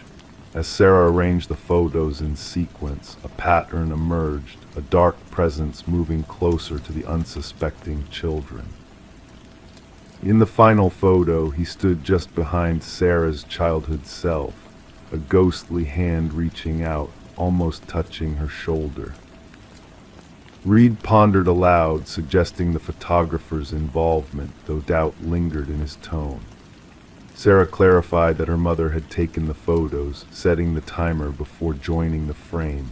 Copies were made, a case file opened, and investigations launched, yet no one recalled the mysterious man. Facial recognition failed to unmask him, his form strategically obscured in every shot, as if aware of the lens capturing his stealthy presence. The breakthrough came with enhanced images, revealing distinct features: a scar, a ring, a glimpse of a face previously shrouded in darkness. Dental records provided a match, linking the figure to Robert Keller, a vanished maintenance worker tied to unsolved child abductions from years gone by. Keller's connection to the vacation property where Sarah's birthday transpired raised chilling possibilities. Small items unearthed at his former residence hinted at long-buried horrors, connecting missing children to his sinister past. Alone in her apartment, Sarah stared at the photos that had unraveled a web of concealed terrors. The detective's call confirmed the identification of remains near a vacation property, bringing closure to a grieving family. As she gazed at the final birthday photo, the figure lingered in the shadows, a specter of darkness amidst the family's joyous celebration. The revelation tied together decades-old mysteries, shedding light on a hidden predator finally brought to justice. Sarah returned the damning evidence to its box, a reminder of the unseen dangers lurking within captured moments. The phantom figure, invisible yet ever-present, had moved through celebrations undetected, leaving behind a trail of darkness and frozen time. And as the truth surfaced, families found closure and answers long sought, their prayers answered in unexpected ways. The shadow in the photographs had emerged from obscurity, his legacy of fear unveiled at last. Story 13. The gentle current whispered secrets as it caressed the glassy, still water that morning. The fisherman's eyes, heavy with sleep, almost missed the sight of a mysterious suitcase bobbing near the shore. Initially mistaken for discarded clothes, the truth revealed itself as he drew closer, the pungent stench weaving its way into his senses, thick, suffocating, undeniable. The case, entwined in chains that bore the marks of time, held secrets far darker than mere garments. When authorities pried it open, it wasn't fabric they found, but strands of hair, fingers frozen in a ghostly grasp. And at the very bottom, a chilling note awaited "This isn't the first." Detective Sarah Mercer, her features shrouded in contemplation, delicately pressed a handkerchief to her nose as she surveyed the grim tableau before her. The victim, a woman in her mid-30s with dark locks and pallid skin now kissed by the water's touch, lay in silent repose. The meticulous pathologist meticulously documented every detail, a silent witness to the final moments of a life extinguished too soon. Yet what struck Mercer most profoundly was not the manner of disposal, but the eerie attention to detail lavished upon the victim: manicured nails, freshly styled hair, clad in garments of opulence. She wasn't meant for this place, Mercer mused, her gaze following the rhythmic dance of the water against the muddy shoreline. She was prepared, almost revered. The victim was identified as Catherine Walsh, a real estate maven renowned for her expertise in selling upscale properties. Divorced, childless, she dwelled alone in a neighborhood of affluence. Colleagues painted a portrait of ambition, precision, and discretion. Her absence was noted by her assistant, who spoke with conviction during interrogation she would never miss such a momentous showing. The sale was to be her crowning achievement. Investigative tendrils snaked through Walsh's modernist abode, a sanctuary of pristine perfection. Designer furnishings stood guard in silent vigil, every surface a testament to immaculate care. Even the refrigerator harbored meticulously arranged meals, each labeled with precision. Yet a crack in the faade emerged within her private domain, an office drawer slightly askew. Nestled within, a leather-bound journal awaited discovery. The final entry whispered of unseen eyes he watches once more. The same vehicle, different plates. A digital breadcrumb trail uncovered in Walsh's emails unveiled a haunting pattern: messages from unknown senders bearing the same ominous refrain: "I see your perfection." A synchronized chorus of intrusion, a symphony of unease. Her online footsteps led to inquiries into home security and self-defense, a silent plea for sanctuary from unseen malevolence. Mercer, drawing invisible threads between the disparate clues, confided in her partner, our predator is no mere killer. This is a ritual, a ceremony of obsession. The break in the case arrived from an unexpected source, an astute pawnshop proprietor who recognized Walsh's emerald necklace among his wares. The culprit, a figure of unassuming normalcy, Michael Linden, a custodian of silence. Surveillance footage wove a tapestry of his movements within Walsh's domain, a specter haunting her steps in the shadows of familiarity. Linden's dwelling, a canvas of mundanity, revealed a darker truth as investigators unearthed a gallery of stolen moments, photographs capturing Walsh and others in stolen intimacy. Some faces marred in crimson, a testament to his twisted calculus. Walsh was but one of many. Behind a veil of secrecy within his closet lay a shrine to his conquests. Trinkets of the fallen, each a relic of stolen essence, a brush bearing strands of hair, tissues imprinted with lipstick, keys to lives extinguished. Pages of diaries chronicling lives lived in ignorance, lives ended in agony. The interrogation chamber echoed with a chill as Linden, a figure of serene composure, met their gaze. His voice, a monotone echo of detachment, finally broke the silence. They were marred by imperfection. They paraded perfection, but I saw through the veneer. Catherine's desk bore chaos. Her lipstick missed a mark. Her perfection was a lie. The hunt for the two unnamed figures referenced in his cryptic note led investigators to remote corners where two more suitcases surfaced. Within, echoes of Walsh's visage, a trinity of souls bound by Linden's twisted vision of correction. Real estate agents, bearers of the faide of perfection. In the hushed confines of the courtroom, Linden sat wordless, his visage a mask of indifference as the prosecution unfurled his crimes. A shadow in the night, he had stalked his prey with precision, a maestro orchestrating their final movements. Families of the fallen bore silent witness as justice was meted a lifetime behind bars, devoid of reprieve. For Mercer, the final chapter closed with a sense of unease, questions lingering like shadows in the dark. What drove Linden to fixate on these women, to seek absolution in their demise? What darkness within himself sought solace in their suffering? The river, an ancient witness to the ebb and flow of time, bore no trace of the tragedy that had unfolded within its embrace.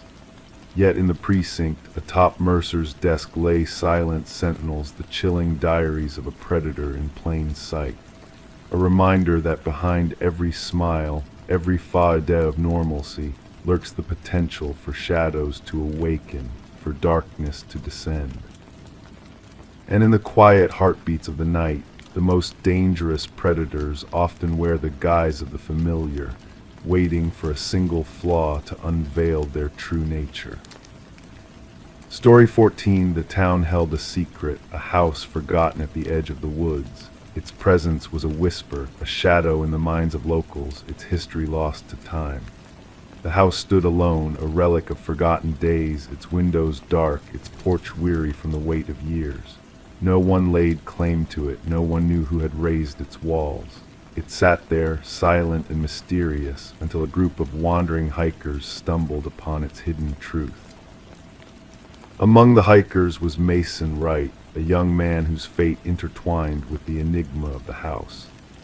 As they drew near, their eyes caught sight of something peculiar, names carved into the wooden siding, etched deep as if to warn trespassers. And at the very bottom, fresh and untouched, was a name that sent shivers through the group. A name unknown to them all, except for the one who recognized it with a trembling voice. "That's mine."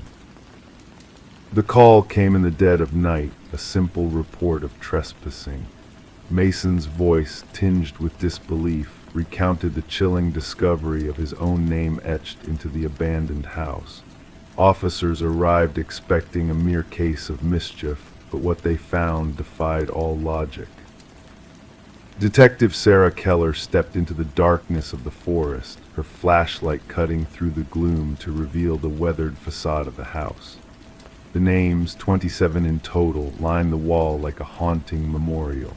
Some names had faded with time, barely visible against the aged wood, while others remained sharp as if freshly carved. And there at the end of the list was Mason Wright, the cut still raw with the scent of fresh wood. "I've never been here before," Mason declared, his breath forming mist in the cold night air. "I don't understand how my name ended up here." The investigation unfolded, leading the team down a path of unsettling discoveries that sent chills down their spines. Background checks on the names revealed a harrowing truth. Each one belonged to a person who had gone missing while hiking alone over the past 40 years. Some cases had grown cold, others remained open, but all shared a haunting similarity: they had vanished without a trace in these very woods. Forensic experts meticulously documented the carvings, studying the depths, the techniques, the weathering. The oldest name, Rebecca Hansen, harkened back to a disappearance decades ago, a young woman lost to the forest, leaving only a single boot by a stream as a clue. As the investigation deepened, suspicion turned to Mason and his friends. Emily Chen's photographs unveiled a chilling presence lurking in the background of their hike, a figure unseen by their eyes but captured by the lens. Despite their claims of solitude on the trail, the evidence spoke otherwise. The house's interior revealed a macabre truth: personal items of the missing hikers meticulously arranged as if in a twisted shrine. Watches, backpacks, cameras, all labeled with the names from the wall outside. Bloodstains hidden beneath layers of dust hinted at a darker tale, a story of violence erased but never forgotten. Mason's world spiraled into paranoia as he reported strange occurrences haunting his every step. Whispers in the night, phantom footprints, shadowy figures stalking his every move. The hunt for answers led to a reclusive hunter, Victor Blackwood, whose journal unveiled a chilling obsession with human prey. The manhunt for Blackwood spanned across jurisdictions, a desperate search for a predator hidden in the shadows of the forest. But as the net closed in, Mason vanished without a trace, leaving only a cryptic message on his bedroom wall, a grim prophecy of the hunter becoming the hunted. The investigation took a sinister turn as a new name appeared, a name belonging to the lead forensic technician who had delved too deeply into the house's secrets. The trap was set, surveillance tightened, but when the figure emerged from the forest, it slipped through their grasp like a ghost, leaving behind only whispers of dread. To this day, the house stands under watchful eyes, a silent sentinel to the mysteries that dwell within its walls. Mason and the technician remain lost to the shadows, their fates intertwined with a darkness that defies understanding. The names on the wall echo through the minds of investigators, a chilling reminder of the horrors that lurk in the heart of the woods, where silence speaks louder than words. Story 15, the aged envelope with its yellowed edges and fresh stamp, was a curious sight. The detective, Sarah Morgan, handled it with care, sensing a hidden tale waiting to unfold. Inside, a single sheet of paper held a message typed in haste, the words confessing, "I am sorry for what I did." As Morgan read, a faint scent of iron wafted from the damp paper, raising the hairs on her neck. A reddish smear along the bottom edge caught her eye, not ink, but human blood. Swiftly, she secured the incriminating letter in an evidence bag, its significance unraveling before her eyes. The forensics team's analysis confirmed Morgan's suspicions. The blood on the letter matched DNA from an unsolved homicide case that had tormented the department for years. The victim, Rebecca Warren, a young journalist, had met a brutal end in her apartment, stabbed multiple times. Her missing laptop and scattered notes hinted at a connection between the attack and an unfinished story. Despite tireless efforts, the case had grown cold until this mysterious letter arrived at the precinct, addressed simply to the Homicide Division. Examining the paper and envelope revealed few clues, just faint smudges hinting at gloved hands. The postmark, however, provided a rare light after months of dead ends. Morgan gathered her team, the weight of the unsolved case heavy in the air. She pinned the letter to the board, declaring, "This changes everything. Our killer shows remorse." Detective James Chen, her steadfast partner, offered a different perspective, suggesting the blood could be a cruel charade, a taunt. Tracing the unique typewriter patterns to a long-discontinued model, the team embarked on a quest through antique shops and collectors. Simultaneously, they delved into Rebecca's life, uncovering her fearless pursuit of truth and justice. Her investigation into a wealthy, politically connected family unearthed a web of deceit and betrayal. Interviewing Rebecca's boyfriend, Michael Barnes, revealed subtle shifts in his demeanor, hinting at withheld secrets. As the investigation deepened, a second letter arrived, echoing the first but with more damning details. The path led to the mansion of the deceased patriarch, where suspicions fell on the eldest son, Richard, and his staged alibi. A breakthrough came with the revelation of custom stationery linked to the family's youngest daughter, Eleanor, and a hidden room in Richard's home containing incriminating evidence. The tangled web extended to financial transactions between Richard and Michael, shedding light on a sinister plot to silence Rebecca permanently. Eleanor's crucial recording exposed Richard's true intentions, leading to his arrest. Despite his protests of innocence, the evidence stacked against him crumbled his defense. The jury's swift verdict sealed his fate, a bittersweet resolution for Rebecca's grieving parents. The blood-stained letters, haunting relics of a calculated crime, served as a stark reminder that guilt, whether genuine or feigned, can unveil the darkest truths. Rebecca Warren's case stood as a poignant lesson in detective work, showcasing that sometimes the key to unlocking a mystery lies not in high-tech tools, but in the weight of a guilty conscience, revealed through the ink of an old typewriter. Story 16. In the realm where reality blurs with the whispers of the unknown, a tale unfolds from the depths of a forgotten phone call. It began as a mere echo of static and muted sounds, a fleeting moment that almost slipped past unnoticed by the operator. But then a voice emerged from the void, a woman's voice, tinged with urgency and fear, barely audible yet undeniably present. "He's here." And then silence descended like a veil over the unseen speaker. The number traced back to an empty house, its disheveled facade a silent witness to the passage of time. No forced entry, no disturbances in the stillness that lingered within its walls.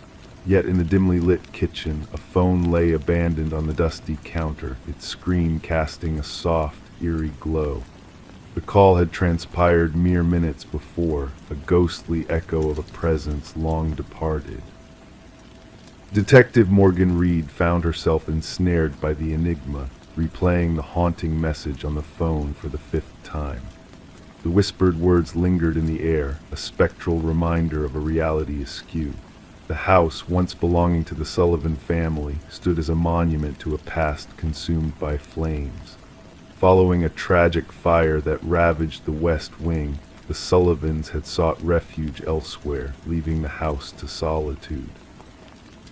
The caretaker's visits had been the only interruptions in its silent vigil, attesting to the absence of human touch. Background check on the number, Morgan inquired of her partner, Detective Walsh. The revelation that it belonged to Catherine Sullivan, the deceased daughter, cast a shadow of perplexity over the case. A woman long departed, yet her voice echoed from beyond the veil of mortality. The phone, a relic of the past, held secrets that defied logic. Dust settled undisturbed save for the spot where the phone rested, a curious anomaly in the stillness of the abandoned abode. Forensic scrutiny yielded no tangible leads, no fingerprints to trace, no footprints to follow. The mystery deepened as the recording of those 11 seconds of static and whispers became the focal point of their inquiry, a riddle wrapped in the echoes of a spectral voice. Voice analysis echoed eerie truths, confirming the identity of the speaker as Catherine Sullivan with an unsettling certainty. The timestamp of the call mirrored the moment of her untimely demise, a chilling synchronization that defied rational explanation. Interviews with those acquainted with Catherine unveiled fragments of a life now shrouded in the mists of the past. Her father, remarried and bewildered her mother, haunted by the spectral voice of her lost daughter. Mark Jennings, the boyfriend entwined in the tapestry of her final days, stood at the center of the enigma. Alibis crumbled under scrutiny, alibis woven with threads of deceit and evasion. The echoes of a journal, unearthed from the depths of memory, whispered of a love twisted into shadows, of fear lurking in the corners of a once idyllic romance. The truth, a specter waiting to be unveiled, lay buried beneath layers of deception and manipulation. A journal, a silent witness to the unraveling of a life, spoke volumes in its inked confessions. The final entry, a harbinger of tragedy, bore the weight of unspoken fears and a foreboding sense of impending doom. As the pieces of the puzzle aligned, a sinister truth emerged from the shadows, an orchestrated dance of deceit and betrayal.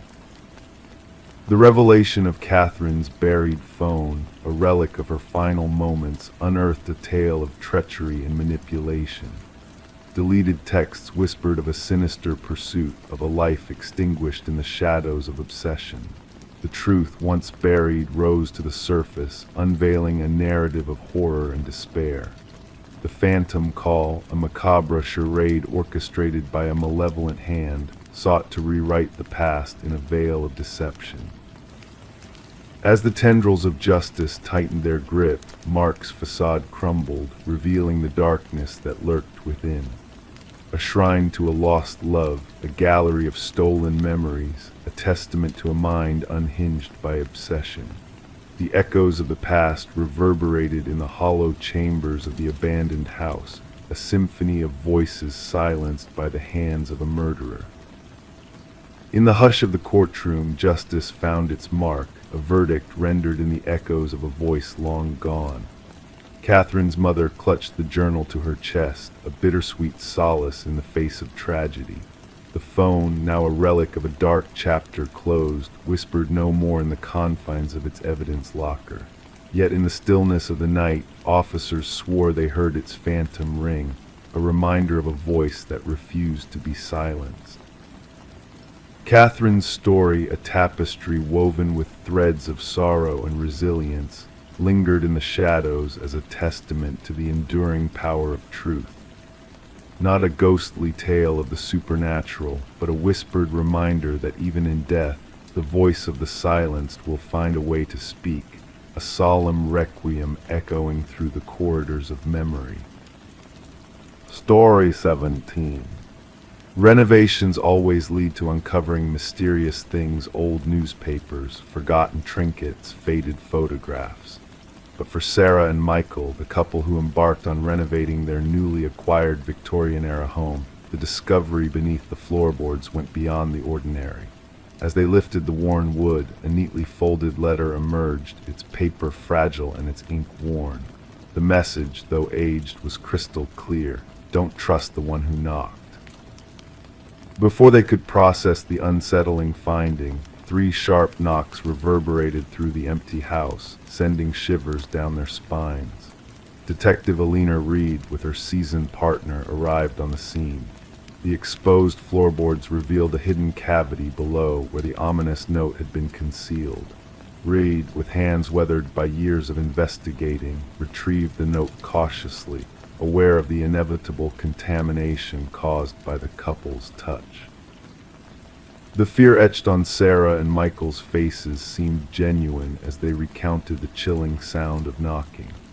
Background checks painted a picture of an ordinary couple newlyweds with stable lives and a pristine reputation. However, the house held a darker past. Previously owned by the Hargrove family for generations, it stood vacant after the passing of the last resident, Margaret Hargrove, an elderly widow known for her solitude.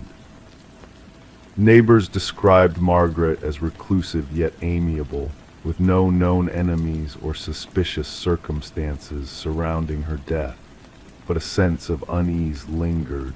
Forensic analysis dated the cryptic note back 2 decades, hinting at distress and urgency in the handwriting possibly Margaret's. Reed delved deeper into the Hargroves' history, unearthing unsettling details. Franklin, Margaret's late husband, once a respected teacher and woodworker, had exhibited signs of paranoia in his final years. A former student recalled his erratic behavior, mentioning a mysterious figure watching him. A breakthrough surfaced during an interview with Margaret's sister, who revealed a chilling truth. Franklin's gambling debts had attracted the attention of a menacing collector who came knocking always 3 times. Margaret, fearful and desperate, had contemplated selling the house to settle the debts, but Franklin had stubbornly refused. Returning to the house with a forensic team, Reed's investigation led to a grim discovery beneath the foundation, a male skeleton wrapped in plastic bearing signs of violence. Dental records ruled out Franklin Hargrove, leading to the identification of Victor Mercer, a notorious loan shark and gambling collector who had vanished without a trace years ago. Piecing together forensic evidence and Margaret's hidden diaries, the truth emerged. Franklin, driven by fear and protection for his wife, had confronted Mercer, resulting in a fatal altercation. The walls of the crawlspace bore witness to a long-buried secret, unraveling the tragic events of the past. Margaret, haunted by guilt and fear, had lived out her days alone in the house, tormented by phantom knocks and a looming sense of dread. With the case finally closed and justice served, Sarah and Michael chose to part ways with the house, unable to bear its haunting legacy.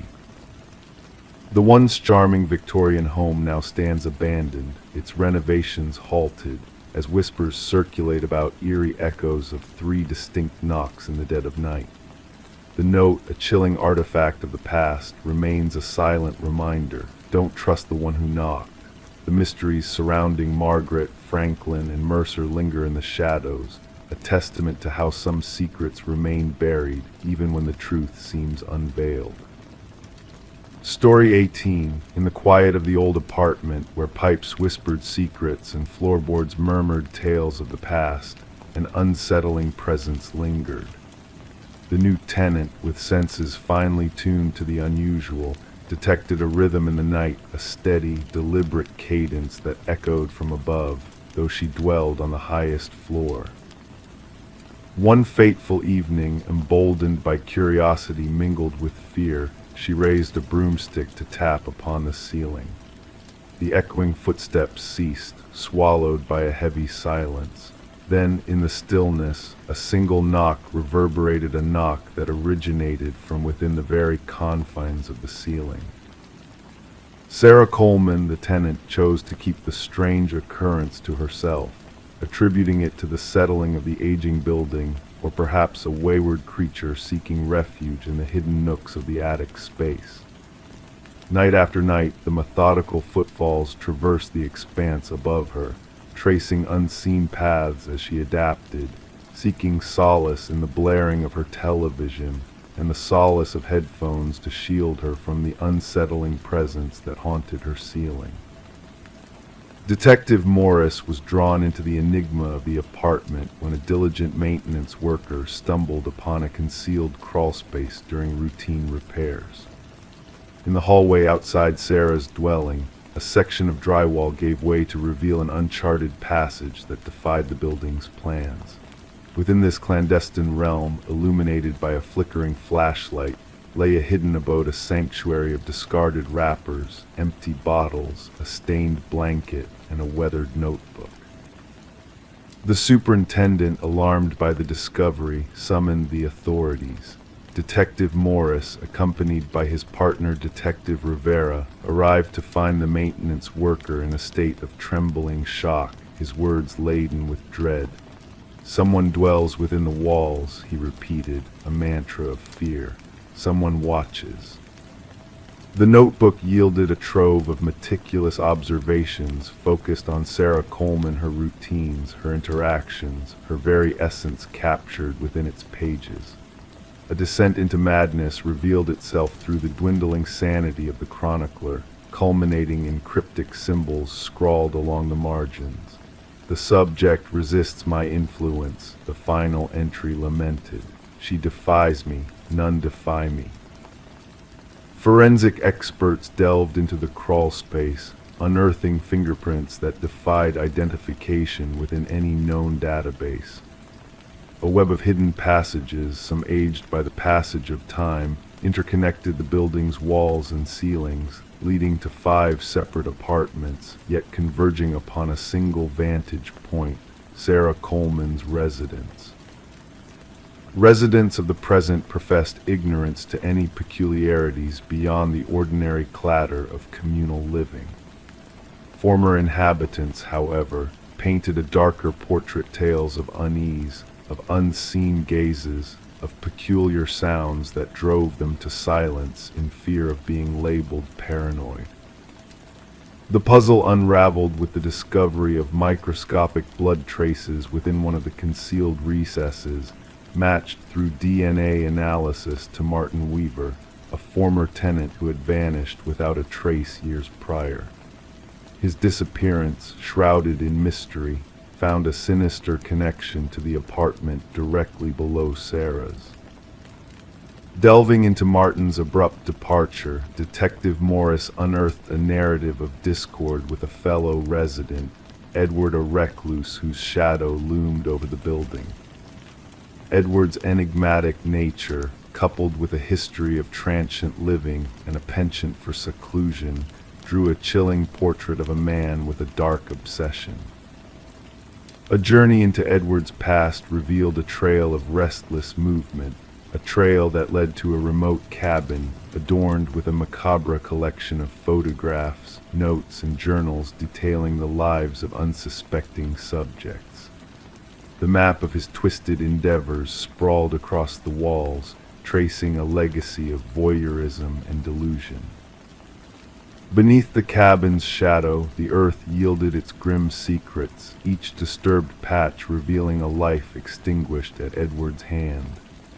The forensic orchestra commenced its grim symphony of identification, while Detective Morris, haunted by the specter of Sarah's absence, returned to the apartment building where shadows still whispered in the walls. Though the hidden passages were sealed, whispers persisted among the residents, prompting a fresh investigation. Amidst the installation of new security measures, a small notebook emerged from the shadows, a harbinger of revelations yet to unfold. The notebook, inked with a chilling message, hinted at a new lair beyond the reach of discovery. The race against time commenced as the night unfurled its dark veil, revealing a tale of evasion and pursuit of a phantom named Edward Mercer, skilled in the art of concealment. Thermal scans unveiled a void within the walls, devoid of human presence, while Sarah Coleman's absence echoed through the corridors of time, her fate intertwined with a tapestry of vanishing souls across distant lands. Detective Morris, haunted by the whispers of unseen footsteps, found himself cast adrift in the night, pondering the shadows that lingered beyond his gaze, wondering if another harbinger of darkness lay concealed in the stillness, listening, waiting, and watching. Story 19. In the heart of the town stood the old library, its fate sealed in the impending shadow of demolition. The workers toiled tirelessly, their hammers and saws echoing through the quiet streets. As the final bricks were set to fall, a twist of fate unraveled in the form of a hidden latch nestled within the ancient bookshelf. With a gentle click, the shelves parted, unveiling a secret passage leading to a chamber untouched by time. The air hung heavy with the weight of years gone by, a palpable stillness that whispered of secrets long kept hidden. Within the hidden room, devoid of life's usual warmth, stood a solitary chair, its presence a stark contrast against the barren walls. The chair, anchored to the floor with a sense of permanence, bore witness to the silent echoes of the past, and etched upon the wall in a haunting repetition, a message lingered, "I am still here." The call went out, a crackling voice over the radio, a discovery that would unravel the threads of a mystery long forgotten. Detective Morgan Walsh arrived on the scene, his seasoned eyes taking in the chilling tableau before him. Shadows danced in the beam of his flashlight, illuminating the cryptic message that adorned the walls like a ghostly plea. "Contain the area," Walsh commanded, his words a solemn decree in the hushed chamber. "Let no one disturb the remnants of what lies within until the hand of forensics unveils its truth." The history of the library whispered tales of the Harrington family, a name steeped in prominence and shadow. A family torn asunder by the disappearance of their daughter, Rebecca Enigma, that had lingered like a specter in the night. Her vanishing act during the final throes of college had left a void, a mystery unsolved despite the relentless search that had ensued. As the forensic team painstakingly combed through the hidden room, they unearthed fragments of a shattered past. Strands of hair and fibers clung to the ancient chair, a silent testimony to the struggles that had unfolded within its grasp. Traces of blood and skin whispered of a captive's torment, a tale of captivity etched in the very walls that held it prisoner. Walsh delved deeper, his mind a labyrinth of questions and shadows. The timing of the library's donation, a gift shrouded in grief, tugged at the edges of his consciousness.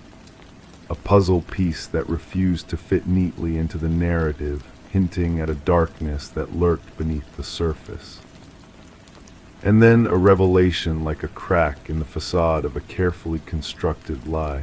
The DNA from the hidden room, a silent witness to the truth, spoke volumes. Rebecca had not fled into the night. She had been ensnared in a web of deceit spun by her own kin. The walls of the library whispered tales of Maxwell Harrington, the family patriarch whose shadow loomed large over the unfolding tragedy.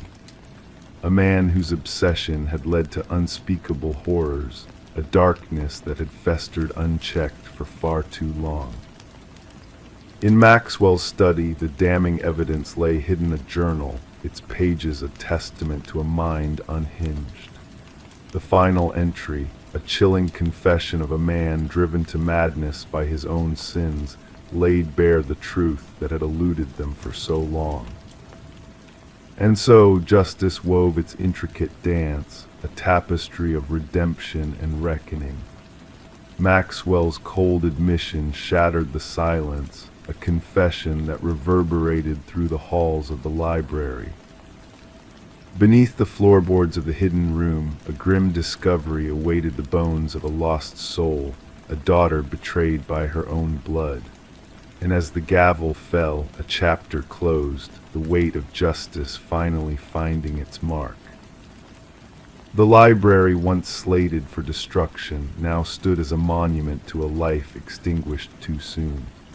Flowers adorned its steps, a tribute to a soul that had whispered its truth from beyond the grave, and in the quiet of the night, a message lingered in the air, a final farewell from a spirit unbound. I am still here. Story 20. She crossed the threshold, the dust dancing in the musty air. The abandoned house stood frozen in time, with peeling walls and furniture draped in ghostly sheets. Each step she took felt like retracing a mysterious path, a loop leading her back to the parlor no matter which door she opened.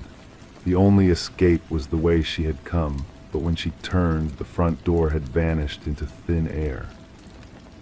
The discovery of Morgan Pierce's body turned the forgotten Victorian into a scene of intrigue and dread. Detective Sarah Lind observed silently as forensic technicians moved through the dim rooms like phantoms.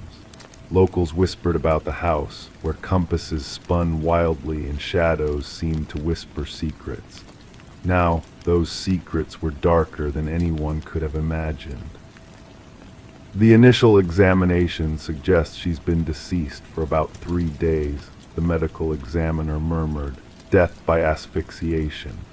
Morgan was found seated in an antique chair in the parlor, her serene expression suggesting she awaited a visitor. No signs of struggle, no marks of resistance. The eerie stillness of the scene sent shivers down the spines of seasoned investigators. "Who discovered the body?" Lind inquired, her voice soft in the heavy silence. "A real estate agent showing the property," her partner replied. They mistook her for a trespasser until they drew closer. The house had remained empty since the passing of its previous owner, Eleanor Blackwood, a chapter closed by family disputes, leaving it forgotten and forsaken, a relic of the past. Morgan Pierce, a young researcher fascinated by architectural anomalies, had been drawn to the house's enigmatic reputation. Her journal entries spoke of strange phenomena echoes that lingered, chilling drafts that defied explanation, and doors that led to shifting realities. Her final notes hinted at documenting these anomalies, but the equipment she mentioned remained elusive. During the investigation, traces of a rare alkaloid were found in Morgan's system, a substance linked to shamanic practices that could distort perception but not cause death. Her boyfriend insisted she was meticulous in her work, ruling out any intentional self-harm. Deleted messages on her phone hinted at a mysterious connection to someone who shared her obsession with the house, someone who spoke of the dwelling as if it held secrets waiting to be unveiled. The trail led to Adam Reeves, an expert in architectural history who shared Morgan's fascination with the Victorians' mysteries. He spoke of optical illusions and hidden designs, of a deeper truth beyond mere tricks of the eye. Though devastated by Morgan's demise, Reeves had an alibi placing him far from the scene at the time of her passing. The puzzle deepened. A revelation from Eleanor Blackwood's grandson shed light on a dark family secret, the claiming. Generations of Blackwoods had met their end in the parlor, each one found in serene repose as if beckoned by unseen forces. Journals hinted at a malevolent influence lurking within the house, a force that drew souls into its grasp with deceptive tranquility. A hidden compartment behind the parlor fireplace unveiled a chamber of ancient artifacts, each imbued with whispers of forgotten rituals and lost knowledge. Among them, a carved figurine representing a deity of thresholds and transitions, its presence tying Morgan's fate to an ancient power that defied comprehension. The house held more than mere mysteries, it held a gateway to realms unseen. As the investigation unfolded, new clues emerged: faint fingerprints, dust patterns disturbed by an unseen presence. 3 weeks in, Adam Reeves met a fate mirroring Morgan's, his body discovered in a pose mirroring hers, the same alkaloid staining his system. Clutched in his hand, a key that unlocked the final mystery of the Victorian, a truth that transcended mere mortal understanding.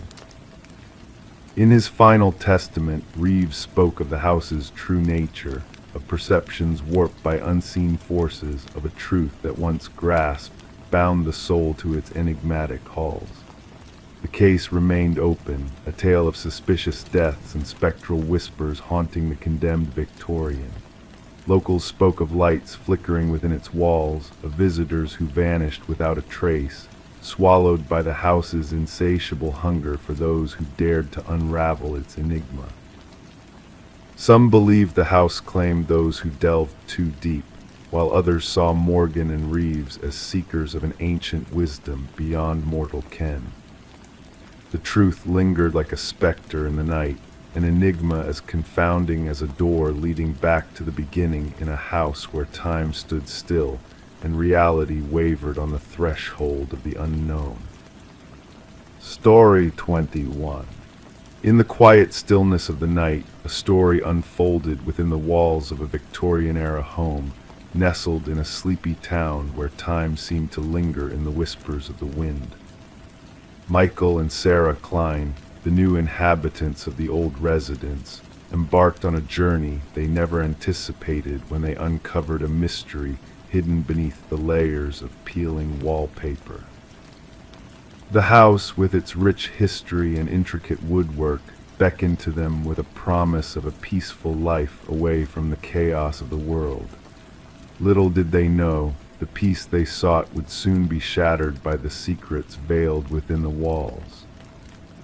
It began innocently enough, a water stain in the master bedroom catching Sarah's eye, a yellowish hue spreading like a forgotten memory across the floral wallpaper. As Michael gently prodded the discolored spot, the paper surrendered, revealing a glimpse into the past, a glimpse that would unravel the fabric of their reality. Layer by layer, they peeled back time, each piece of wallpaper telling a story of its own. And then, amidst the faded patterns of bygone eras, they found it a name scrawled in ink, repeated endlessly as if trying to etch itself into the very essence of the house. Eleanor Winters, Sarah whispered, her voice barely a breath in the silence that now enveloped them. The name hung in the air, pregnant with unanswered questions, a ghostly presence watching from the shadows. Their search for answers led them down a winding path of discovery, each clue pulling them deeper into a web of intrigue and uncertainty. The name Eleanor Winters, a phantom from the past, haunted their thoughts, refusing to be ignored. As they delved into the archives of time, a single result emerged: a missing persons case, faded and forgotten, much like the name on the wall. Eleanor Winters, lost to the world, her story buried beneath layers of deceit and deception. The pieces of the puzzle began to align, the threads of fate weaving a tapestry of truth and lies. The woman who had sold them the house, Margaret Cavendish, bore a striking resemblance to the missing Eleanor, a resemblance that sent shivers down their spines. With each revelation, the walls of their home seemed to whisper secrets long kept hidden, a silent witness to a tragedy that had been waiting to resurface. The lines between past and present blurred, reality bending to accommodate the weight of the truth. As the investigation unfolded, their quaint home transformed into a stage for a drama long forgotten. The players ghosts of a bygone era seeking closure in a world that had moved on without them. And then, in a moment of chilling clarity, the truth revealed itself in a twist of fate that no one could have foreseen. The name on the wall, the missing woman, the enigmatic Margaret, all connected by a thread of madness and obsession that transcended time itself. The house, once a sanctuary, now stood as a silent witness to a crime of passion and betrayal, its walls bearing the scars of a mind fractured by the weight of its own deception. And as the night deepened and the stars whispered ancient secrets to the sleeping world, Michael and Sarah found solace in the knowledge that sometimes the past has a way of finding its voice, even in the quietest of places. Story 22. The old house stood silent, shrouded in mystery and neglect. For years it remained vacant, a ghostly echo of the past. Whispers of the young woman who had disappeared within its walls lingered among the neighbors, a tale of sorrow and unanswered questions. When the new tenants arrived, drawn by the allure of affordable rent in a quiet neighborhood, they uncovered a chilling secret. The bedroom, rumored to be locked from the inside, held a stagnant breath of time. Dust danced in the air, settling like a heavy shroud of forgotten memories. As they forced the stubborn door open, a scene frozen in time greeted them. The bed neatly made, the mirror gleaming in eerie perfection. A solitary candle, now a mere puddle of wax, stood as a silent sentinel on the desk, its flame extinguished long ago, leaving only a residue of melancholy in its wake. But it was the notebook that captured their attention, its pages whispering a tale of darkness and intrigue. Detective Morgan, a figure of quiet determination, pored over the words penned by Elise Winters, a young woman lost to the shadows of the night. Elise's meticulous handwriting told a story of fear and paranoia, of a lurking presence that haunted her every move. The final entry, etched with urgency, spoke of unseen eyes watching, of a danger looming just beyond the veil of perception. The room, once a sanctuary, now bore witness to the unraveling of a life cut short. The detective, guided by the ghostly traces left behind, delved into a world of corporate deceit and betrayal. Elise's connections to a prestigious law firm hinted at a web of deception, of numbers manipulated and truths concealed. Her pursuit of justice, her quest for truth, had led her down a path fraught with danger. The revelations hidden within the room's confines painted a picture of greed and malice, of lives sacrificed on the altar of corporate greed. The truth, like a flickering flame in the darkness, beckoned to be uncovered.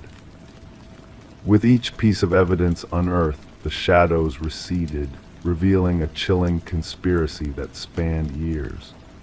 The quiet neighborhood, once thought safe, now held secrets darker than any could have imagined. As the detective pieced together the puzzle, a sinister figure emerged from the shadows of the past. Vincent Harriman, a man of influence and power, stood at the center of the storm, his hands stained with the blood of the innocent.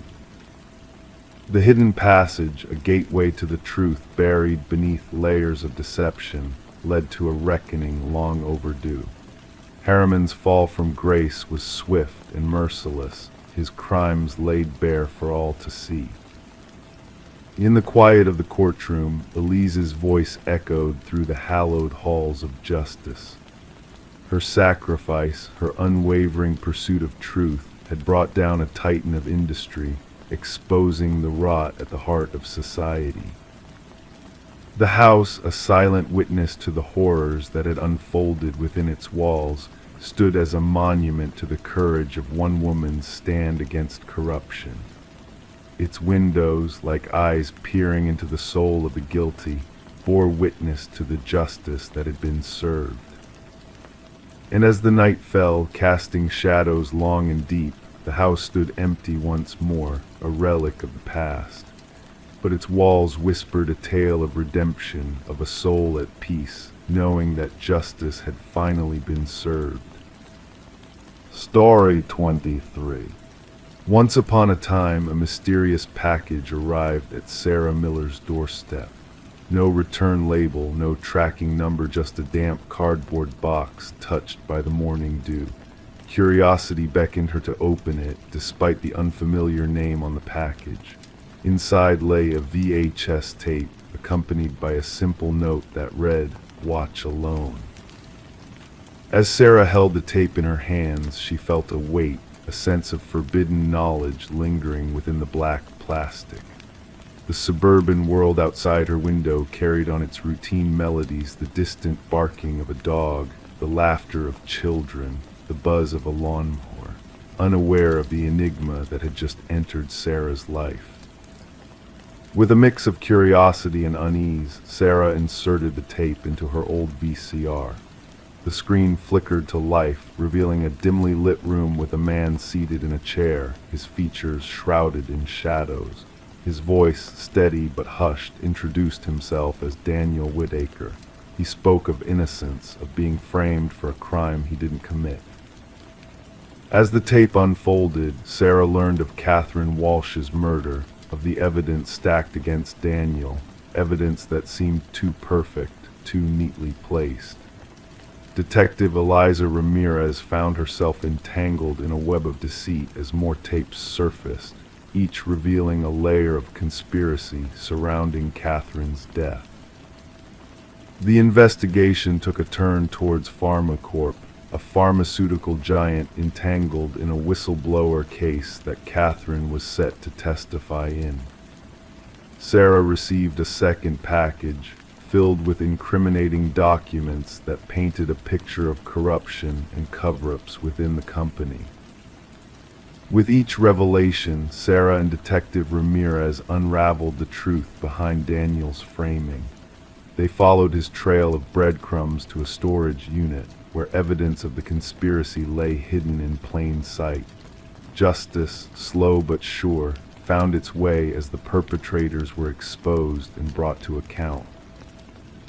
In the end, as Daniel reclaimed his freedom and Sarah pondered the events that had unfolded, they stood together on her porch. An unlikely connection forged by a package meant for another, by a truth that found its way to those willing to seek it out. The tapes, now evidence of a tangled tale of lies and redemption, served as a reminder that sometimes the answers we seek come in unexpected forms, delivered to us by chance, by fate, by the mysterious workings of the universe. And in that quiet moment on Sarah's porch, they both understood that the wrong address had led them to the right path, to the truth that had been waiting to be unveiled. Story 24, in the shadowed depths of the attic, concealed beneath a worn blanket, they stumbled upon it. A porcelain doll, ancient and fragile, with eyes of blue that seemed to hold secrets untold. Sarah and Michael, a young couple captivated by the allure of a Victorian house filled with whispers of the past, discovered the doll without knowing the eerie tale it carried within its painted features. At first, they dismissed it as just another forgotten relic of bygone days, a mere trinket left behind by former inhabitants. But as night descended and they sought solace in the embrace of sleep, a peculiar unease settled upon the air, thick and oppressive. The silence that enveloped them felt charged with an unseen presence, a whisper of something unsettling lingering just beyond the edges of perception. Morning dawned, casting its gentle light upon their world, only to reveal a chilling truth: the doll was no longer confined to the quiet confines of the attic. Instead, it now perched ominously at the foot of their bed, its unblinking gaze fixed upon them with an unsettling intensity. Detective Rachel Winters, a seeker of truths shrouded in darkness, was summoned to the scene of a macabre discovery. In the master bedroom, a tableau of horror awaited her, the lifeless form of a woman, arranged in a twisted pose as if a puppet manipulated by unseen hands. Her eyes stared wide with terror, a silent scream etched upon her frozen features. Nearby in the hallway lay the male victim, his limbs contorted in a desperate attempt to flee the unknown horror that had befallen them. As Detective Winters delved into the enigmatic puzzle before her, a sense of disquiet settled in the depths of her soul. The crime scene, pristine and undisturbed, offered no easy answers, no tangible clues to unravel the mystery that lay at its heart. Each detail, meticulously captured by the lenses of forensic photographers, hinted at a malevolent force at play, a shadowy presence orchestrating a sinister dance of death. Interviews with neighbors unveiled tales of spectral sightings, a flicker of movement behind curtained windows, the ghostly echo of childish laughter echoing through the stillness of the night. An elderly woman spoke of shadows that danced in the moonlit hours, while another whispered of voices that spoke in tongues unknown, weaving a tapestry of dread around the ill-fated house. Forensic analysis unearthed a trail of microscopic evidence, threads of vintage fabric woven into the very essence of the dwelling. Cotton and silk, remnants of a bygone era, whispered of secrets long forgotten, of a darkness lurking in the shadows.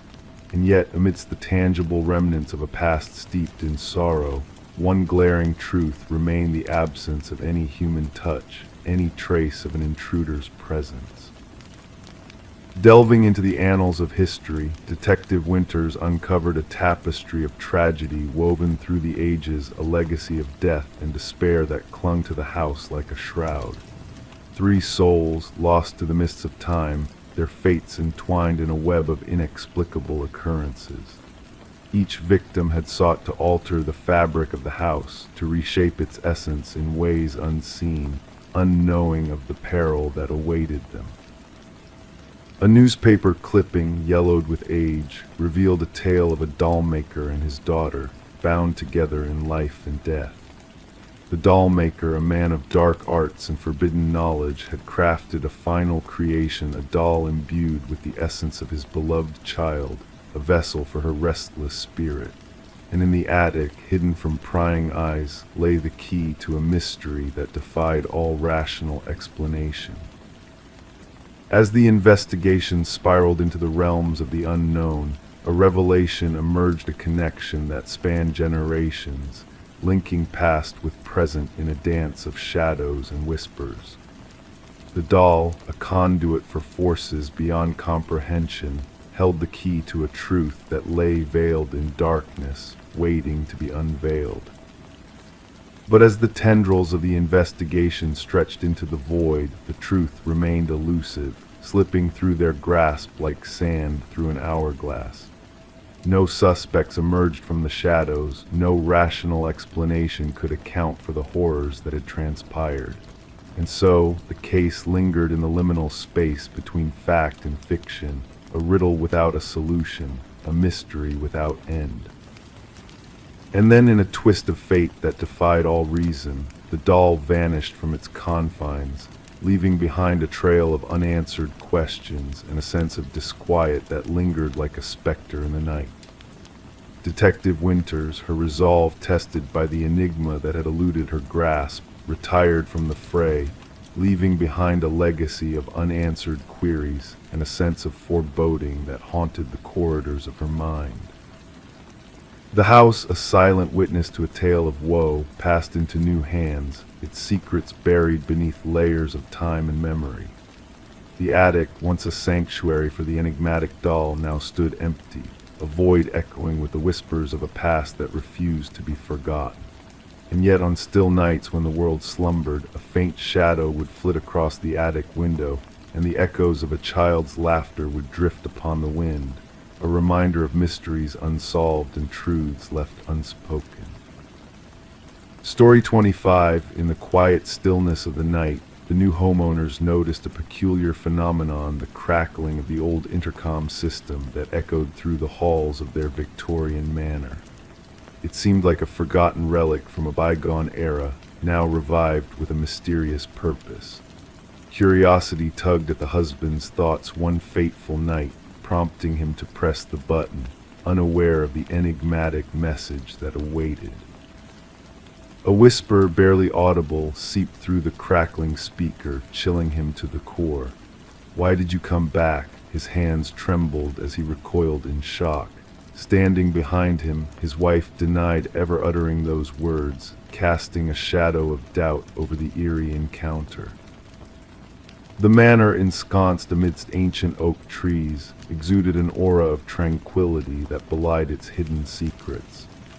Daniel and Meredith Parker, drawn to its historic charm, had acquired the property at a surprisingly modest price, guided by their shared love for the past. The vintage intercom system, a feature connecting every room, had captivated the couple's imagination, promising a glimpse into the house's enigmatic history. Detective Sarah Reeves, summoned to the manor under mysterious circumstances, arrived to unravel the tangled web of events that had transpired within its walls. The gravel crunched beneath her tires as she reached the property, a sense of foreboding lingering in the air.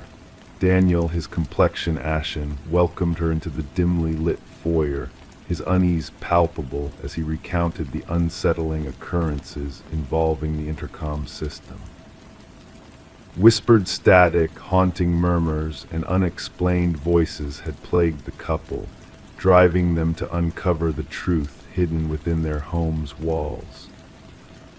In the solemnity of the living room, Meredith clutched a steaming mug, her eyes betraying a silent turmoil. Without preamble, she divulged a startling revelation, a hidden chamber behind a wall, concealing a long-forgotten secret.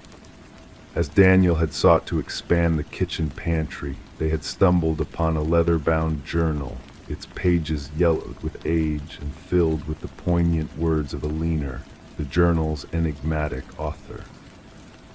Her entries spoke of fear, suspicion, and a looming sense of danger, hinting at a tragic fate that had befallen her decades ago. The investigation unveiled a haunting tale of betrayal and deceit, centered around the previous owners, Vincent and Alina Blackwood.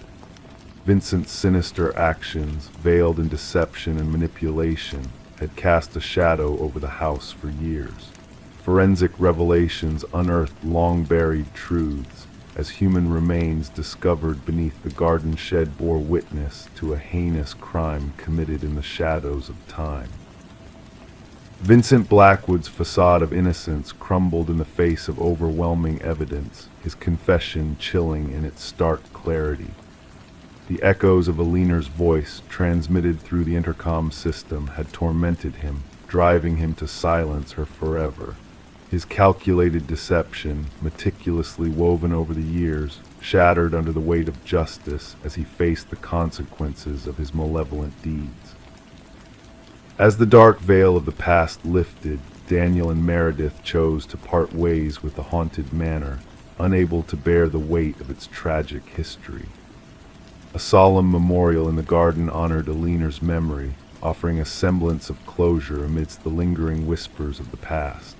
The intercom system, harbinger of secrets long kept, was dismantled by the new owners, its ghostly echoes fading into silence as the house embraced a new chapter of serenity. Detective Reeves, her mind lingering on the enigmatic case of the Blackwoods, made a final pilgrimage to the manila folder that held their story. Closing it with a sense of finality, she pondered the house's silent vigil, a witness to the echoes of time that reverberated within its walls. Known among law enforcement circles as the house that answered back, it stood as a testament to the enduring power of truth, whispered on the winds that carried secrets untold. Story 26, The Enigmatic Reflection. She cleared the mist from the mirror, gazing at her own reflection. Everything appeared as it should: her face, her attire. Yet a subtle discomfort crept in. A flicker caught in the corner of her eye, a movement not of her own making, and when she turned away, her reflection remained, unmoving yet watchful. This was the moment that plunged Rebecca Thorne into a bewildering mystery that would captivate investigators and unsettle a community for years to come. Rebecca dwelled alone in a modest apartment nestled in a serene, suburban enclave. Her acquaintances painted her as meticulous, reserved, a woman who preferred solitude yet maintained pleasantries with those nearby.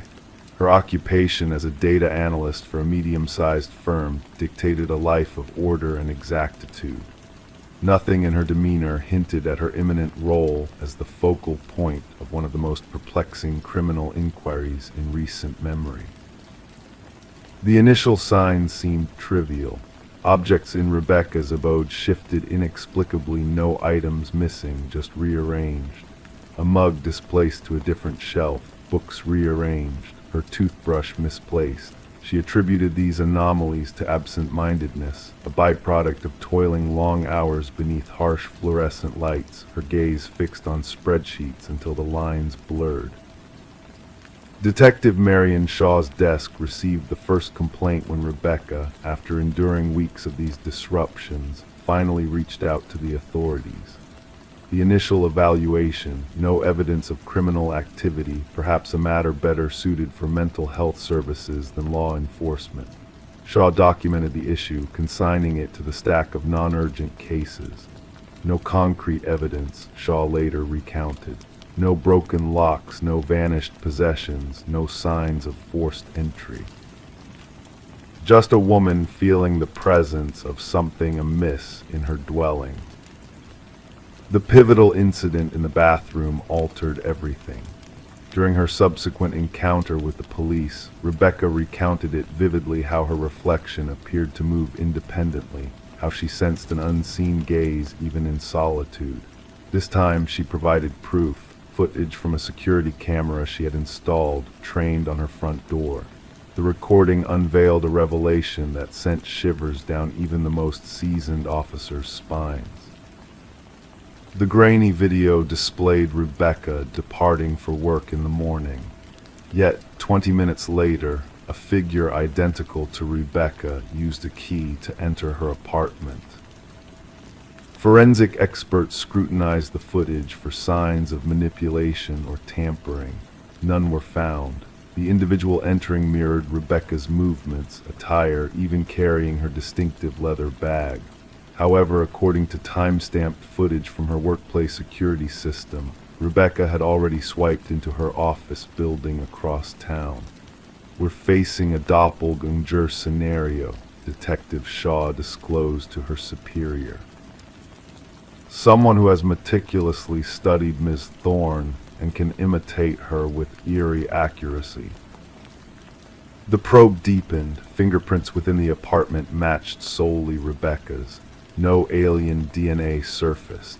Neighbors reported witnessing nothing out of the ordinary, just Rebecca's routine comings and goings. Mrs. Keller, a neighbor, mentioned greeting Rebecca upon her return one evening, receiving no response, a deviation she found unusual yet not alarming. Rebecca commenced documenting the disturbances in a journal. Minor alterations within her residence accumulated. Food vanished from her fridge that she hadn't consumed. Her computer displayed searches she hadn't conducted. Most disconcerting were the photographs on her phone's self-portraits resembling her but taken without her recollection.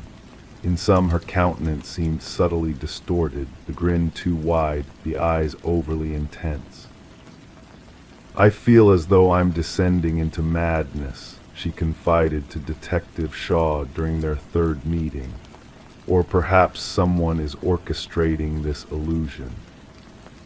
A breakthrough emerged when investigators discerned a pattern in the security footage.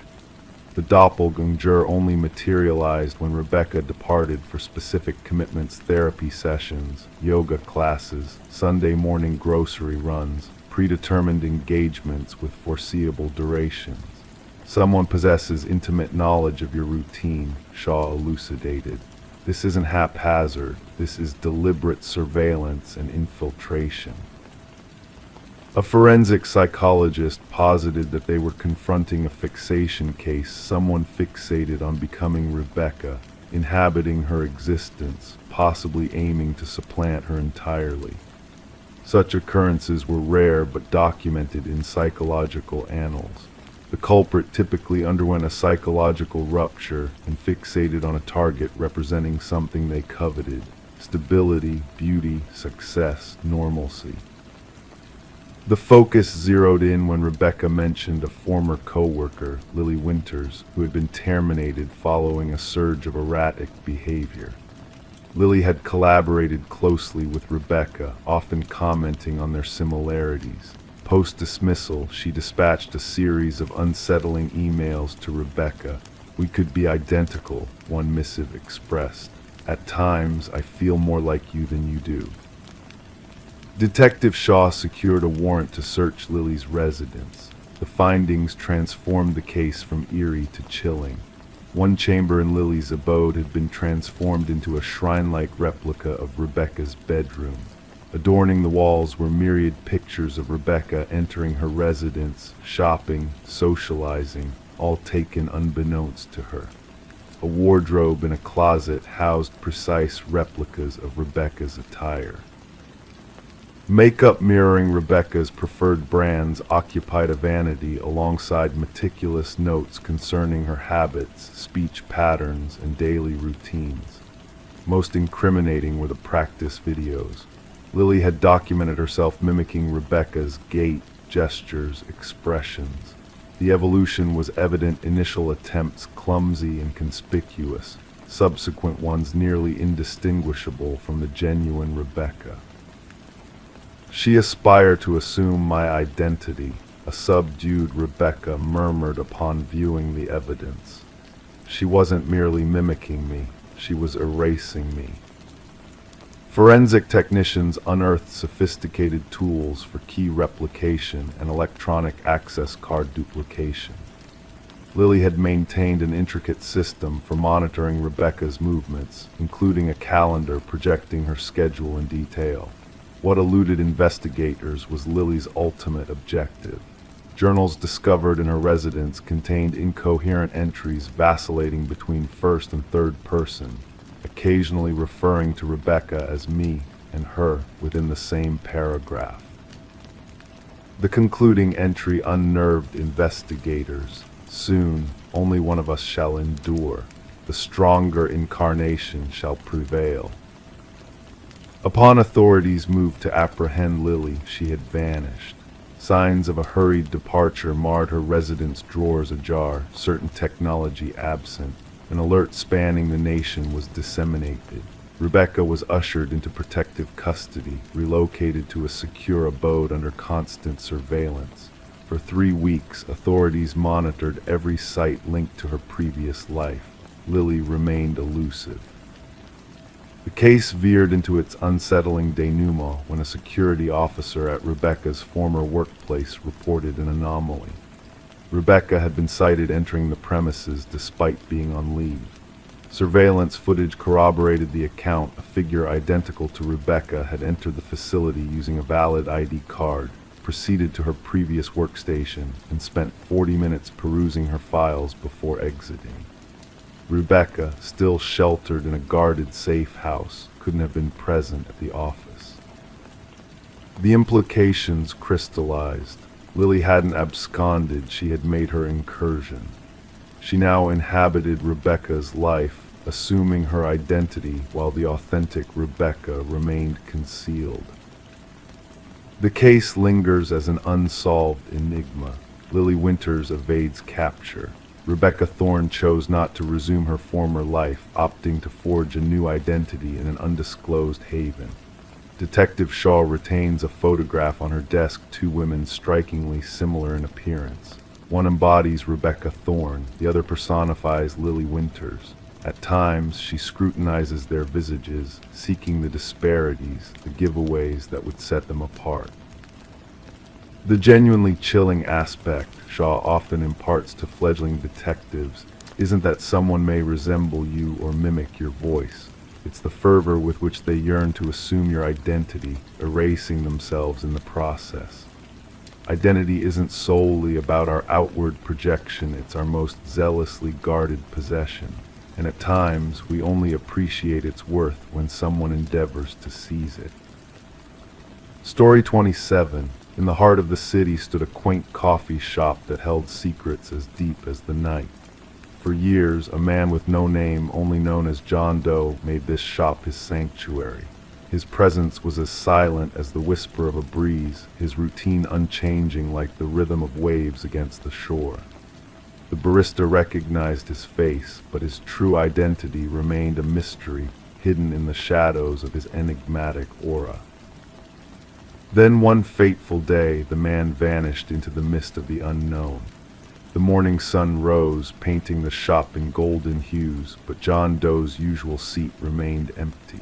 The air was heavy with anticipation, a sense of foreboding lingering like a ghost.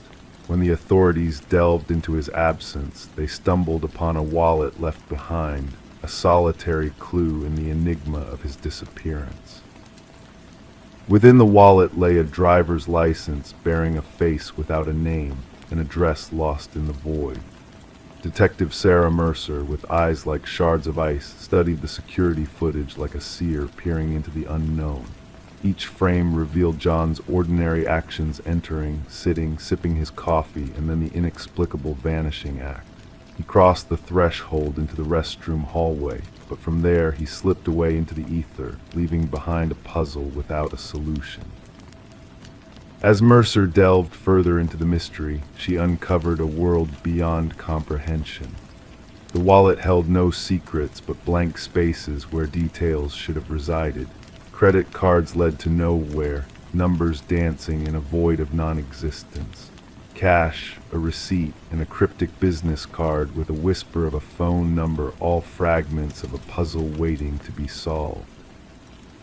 The barista, a silent witness to John's presence, shared snippets of his existence: polite, solitary, a man of few words. The notebook he left behind, a cryptic manuscript of coded language and mysterious sketches, held the key to a realm beyond the tangible. Mercer's investigation unfurled like a tapestry of shadows and light, revealing layers of intrigue woven into the fabric of reality. The mirror, an ancient sentinel standing guard between worlds, whispered secrets of dimensional crossings and temporal anomalies. Each reflection held a story untold, each gaze a glimpse into the unknown. The journal hidden behind the mirror spoke of experiments in the manipulation of time and identity, of windows between realities waiting to be opened. John Doe, a man out of time, a wanderer between worlds, his essence imprinted in the very fabric of the coffee shop's existence. As the investigation spiraled into the depths of the inexplicable, echoes of John's presence reverberated through the shop. Reflections danced independently, whispers of his shadow haunting the corners of perception. The truth, a fragile thread woven into the tapestry of existence, threatened to unravel the fabric of reality itself. A chance encounter with an elderly physicist unveiled the final piece of the puzzle: a man lost to time, a scientist who dared to breach the boundaries of the known. Daniel Weston, a brilliant mind trapped between worlds, his legacy a testament to the fragility of existence. In the shadows of the closing night, Mercer beheld a revelation that shattered the boundaries of the possible. Two versions of the same man existing in parallel, gazing into the abyss of each other's souls. The mirror, a gateway between worlds, fractured under the weight of truth, revealing a final message written in the script of the unknown. The experiment concluded, the window sealed shut, leaving behind a legacy of mysteries unsolved. The coffee shop, a silent witness to the dance of realities, closed its doors, its secrets buried in the rubble of time. Daniel Weston, a specter of the past, vanished into the mists of legend, his essence lingering in the echoes of the unknown. And Detective Mercer, a seeker of truths beyond the veil, retired into the shadows of obscurity, her gaze fixed upon the horizon of possibility. In the stillness of the night she sat, pen in hand, writing the echoes of a story untold, her reflection shimmering in the fragments of a shattered mirror, a doorway to worlds unseen.